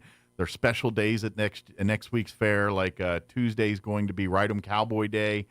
Everybody 2 and up will pay $25 to get into the fair, and that will include an unlimited ride armband, so you can save a ton of money. So you pay $12 to get in the fair, then another $35 for the armband, and you do that times your 7 kids and everything else you got. That's a lot of money. So you want to ride rides to your arms fall off, come out Tuesday, save you some money doing that. They also have, I believe, Thursday night was the canned food night and dollar ride nights for the fair and all that. Concert nights all sprinkled in there. Wednesday, senior day, seniors 55 and up get in for free and all that. Again, you'll find all that information at the Eastern New Mexico State Fair website, enmsf.com. The other thing I'm going to tell you is like and follow the Eastern New Mexico State Fair Facebook page. That's going to be your best resource for if something changes. It's live out at the fair. I guarantee it's going to rain at least once. It's the fair. It just does. And I'm looking at the forecast. It might be more than once. We'll see. But if an event needs to be moved or rescheduled or canceled, that Facebook page is the first place it goes. So that way you can like and follow it, and you're like, okay, I'm going to be out in the fair a certain day. You can check back to make sure everything that you want to do is still good to go and everything right there. It's a good little way to kind of maximize your experience out at the fair here. So, good deal. I know last year we had about 3 inches of rain pour down. We had muddy mess everywhere, and so rain, sun, or shine or whatnot, we're going to play. Absolutely. We're gonna play. Generally, what happens is concerts and things. Animals in the mud. That's going to happen regardless. So you probably don't have to worry about the rodeo. But if you want to make sure certain concerts and that, yeah, absolutely. So come on out. So, Adrian, thank you very much for spending time with us. Much appreciate that. We'll see you guys out at the fair this week, and look for Adrian. He's the guy with the cowboy hat right around the rodeo ring. Yep. You'll see. He's the needle in the stack of needles. Awesome. Thank you, sir. We appreciate you. Thank you. All right, it is 9:52. Let's take a quick update for news and quick break before they kick me off the radio. Don't go away. Now for your Pecos Valley News update. I'm Jared Sorello. Eddy County is one of just 3 New Mexico counties that saw median home prices go up in the past month. The rest of the counties in the state have started to see home sale prices go down slightly after a major uptick over the past year. The average price for a home in Eddy County is up about 14% compared to the same period last year, according to Realtor.com. The other 2 counties that saw increases were Otero and San Juan. Back in Eddy County, the median home price now sits at just over $299,000. Crime Stoppers of Eddy County is offering reward money for anyone who comes forward with information on who vandalized a Carlsbad golf course. Police responded September 5th to the city golf course, the Carlsbad Municipal Course on Muscatel Avenue, and found a pickup truck that had been used to cause major damage to several of the course's fairways and greens. Damage is estimated at about $70,000. About $4,000 in reward money is available if your tip leads to an arrest or conviction in the case. Call 575-887-1888. You're up to date. I'm Jared Sorello reporting. Your morning cup of Sean. This is the Sean Hannity Morning Minute. It's so funny to look at this list of Democrats now. What are we up to, 18? Fetterman got the ball rolling. Sherrod Brown, Ohio. Welch, Vermont. Baldwin, Wisconsin. Tester, Montana. Casey, Pennsylvania. Rosen, Nevada. Warren, Elizabeth Warren. Heinrich, New Mexico. Booker, his own fellow New Jersey senator, saying he has to go. Talking about the issue of Menendez. Klobuchar, Kelly, Bennett, Markey, Gillibrand, Hassan, what's the Hawaii senator's name? Hirono. Senator Warnock in Georgia. Wow. The conservative underground meets later today on the Sean Hannity Show. When it comes to getting new window treatments, it seems like there's nothing in between a high-end designer and some unqualified guy that has a power drill. There is a better way, and that's where Blinds.com comes in. And with Blinds.com, you get the savings of a local handyman with the expertise of a professional interior designer without the risk or hassle or expense. You get unlimited window treatments installed for only one low cost. So shop at Blinds.com and get up to 45% off. That's right, up to 45% off at Blinds.com. Rules and restrictions may apply. Finding great candidates to hire can be like, well, trying to find a needle in a haystack, but not with ZipRecruiter. Its powerful technology actively finds and invites qualified candidates to apply to your job. So while other companies might deliver a lot of hay, ZipRecruiter finds you the needle in the haystack. See why 4 out of 5 employers who post a job on ZipRecruiter get a quality candidate within the first day. Try ZipRecruiter for free at ZipRecruiter.com/free. That's ZipRecruiter.com/free. Free. I'm meteorologist Jennifer Naramore with your Pecos Valley weather. Plenty of sunshine coming in for Roswell, Carlsbad, and Artesia for today. We're going to sneak our high up between about 90 and 95 degrees. Keeping it clear for the overnight hours and our low from the low to mid-60s. And we are dry through Thursday with our high from the low to mid-90s. Seeing the return of some hit or miss showers and thunderstorms by Friday afternoon. Highs are approaching 95 for the entire area. That's your latest forecast. I'm meteorologist Jennifer Naramore. With the Wall Street Business Report, I'm Rich Thomason. At today's opening bell, Wall Street took back some of what it lost in yesterday's sell-off. The market remains on edge about a potential partial government shutdown, as well as the ongoing auto workers' strike. Traders are also concerned about the future course of interest rates and the possibility that they will stay elevated for longer than previously expected. Hyundai and Kia recalling nearly 3.4 million vehicles in the U.S., telling owners to park them outside due to the risk of engine compartment fires. The recalls cover multiple models from the 2010 through 19 model years, including Hyundai's Santa Fe SUV and Kia Sorento SUV. Oil prices keep on rising. Benchmark U.S. crude rose almost 2% early today, coming to within a dime of $92 per barrel. For the Wall Street Business Report, I'm Rich Thomason. Hey, this is Jennifer from Trustmark Roofing. Every storm chaser's worst nightmare. You know storm chasers, those out-of-town roofers that descend on neighborhoods after big storms. They come in, do a crummy job, then poof, they're gone forever. Well, a few years ago, our area had a hailstorm, and right on cue, storm chasers showed up. I was driving home from work one evening and saw one talking to an elderly lady on her porch.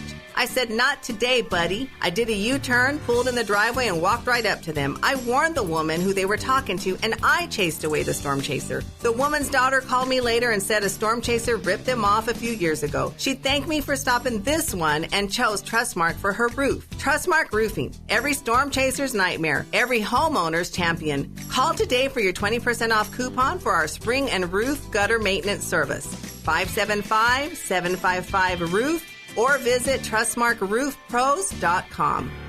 Trustmark Roofing, we put people first. Most of the problems that people have with plants comes down to basic farm management. That means knowing what to plant and when to plant it. Hi, this is Jim Gill from Roswell Seed Company. Planting at the wrong time usually leads to disappointment and heartache, sort of like your first love. But planting at the right moment puts Mother Nature on your side, and that makes growing things easier and a whole lot more fun. So before you plant anything, come to see us at Roswell Seed, or just give it a try and hope for the best. It gives me a chance to say, I told you so. The journey continues for your Goddard Rockets, and coming up this Friday night, they're back home at the Wool Bowl taking on the Eagles of Belen. Fiero 106.1 FM and KSVPTV.com have got you covered. Join Chris Deck and Chris Roybal for the pregame show beginning at 6:45 and kickoff at 7. Rockets versus the Eagles of Belen. Friday night beginning at 6:45 on Fiero 106.1 FM and online at KSVPTV.com. Southeastern New Mexico's sports authority, then, now, and always. The octopus and the squid both have 3 hearts. That's why they eat so many Tums. Here's Mike Winters. Because of all the heartburn. Good morning. It is 9:59. About time for me to wrap up today's show. If you missed any part of it, I invite you to check it out at your leisure, ksvptv.com or our 106.5 Roswell Talk FM Facebook wall. We replayed interview in the 7 o'clock with Leslie Robertson talking Eastern New Mexico State Fair. We replayed our interview with the Historical Society talking about their big Blooms and Books event on October 14th, same day as the lunar eclipse. So bring your glasses. I think we'll have some there at the event, too, so if you want to check it out. And then, of course, we just had Adrian Ruiz talk rodeo with us at the Eastern New Mexico State Fair just a few minutes ago here as well. So KSVPTV.com or the click on the Mornings with Mike Winters channel. You'll find it all there. Thank you very much for allowing us to be a part of your day. Have an amazing day. We'll be back bright and early, 7 a.m. tomorrow. You're listening to 106.5 Roswell's Talk FM, KEND, or Roswell, New Mexico. Breaking news this hour from townhall.com.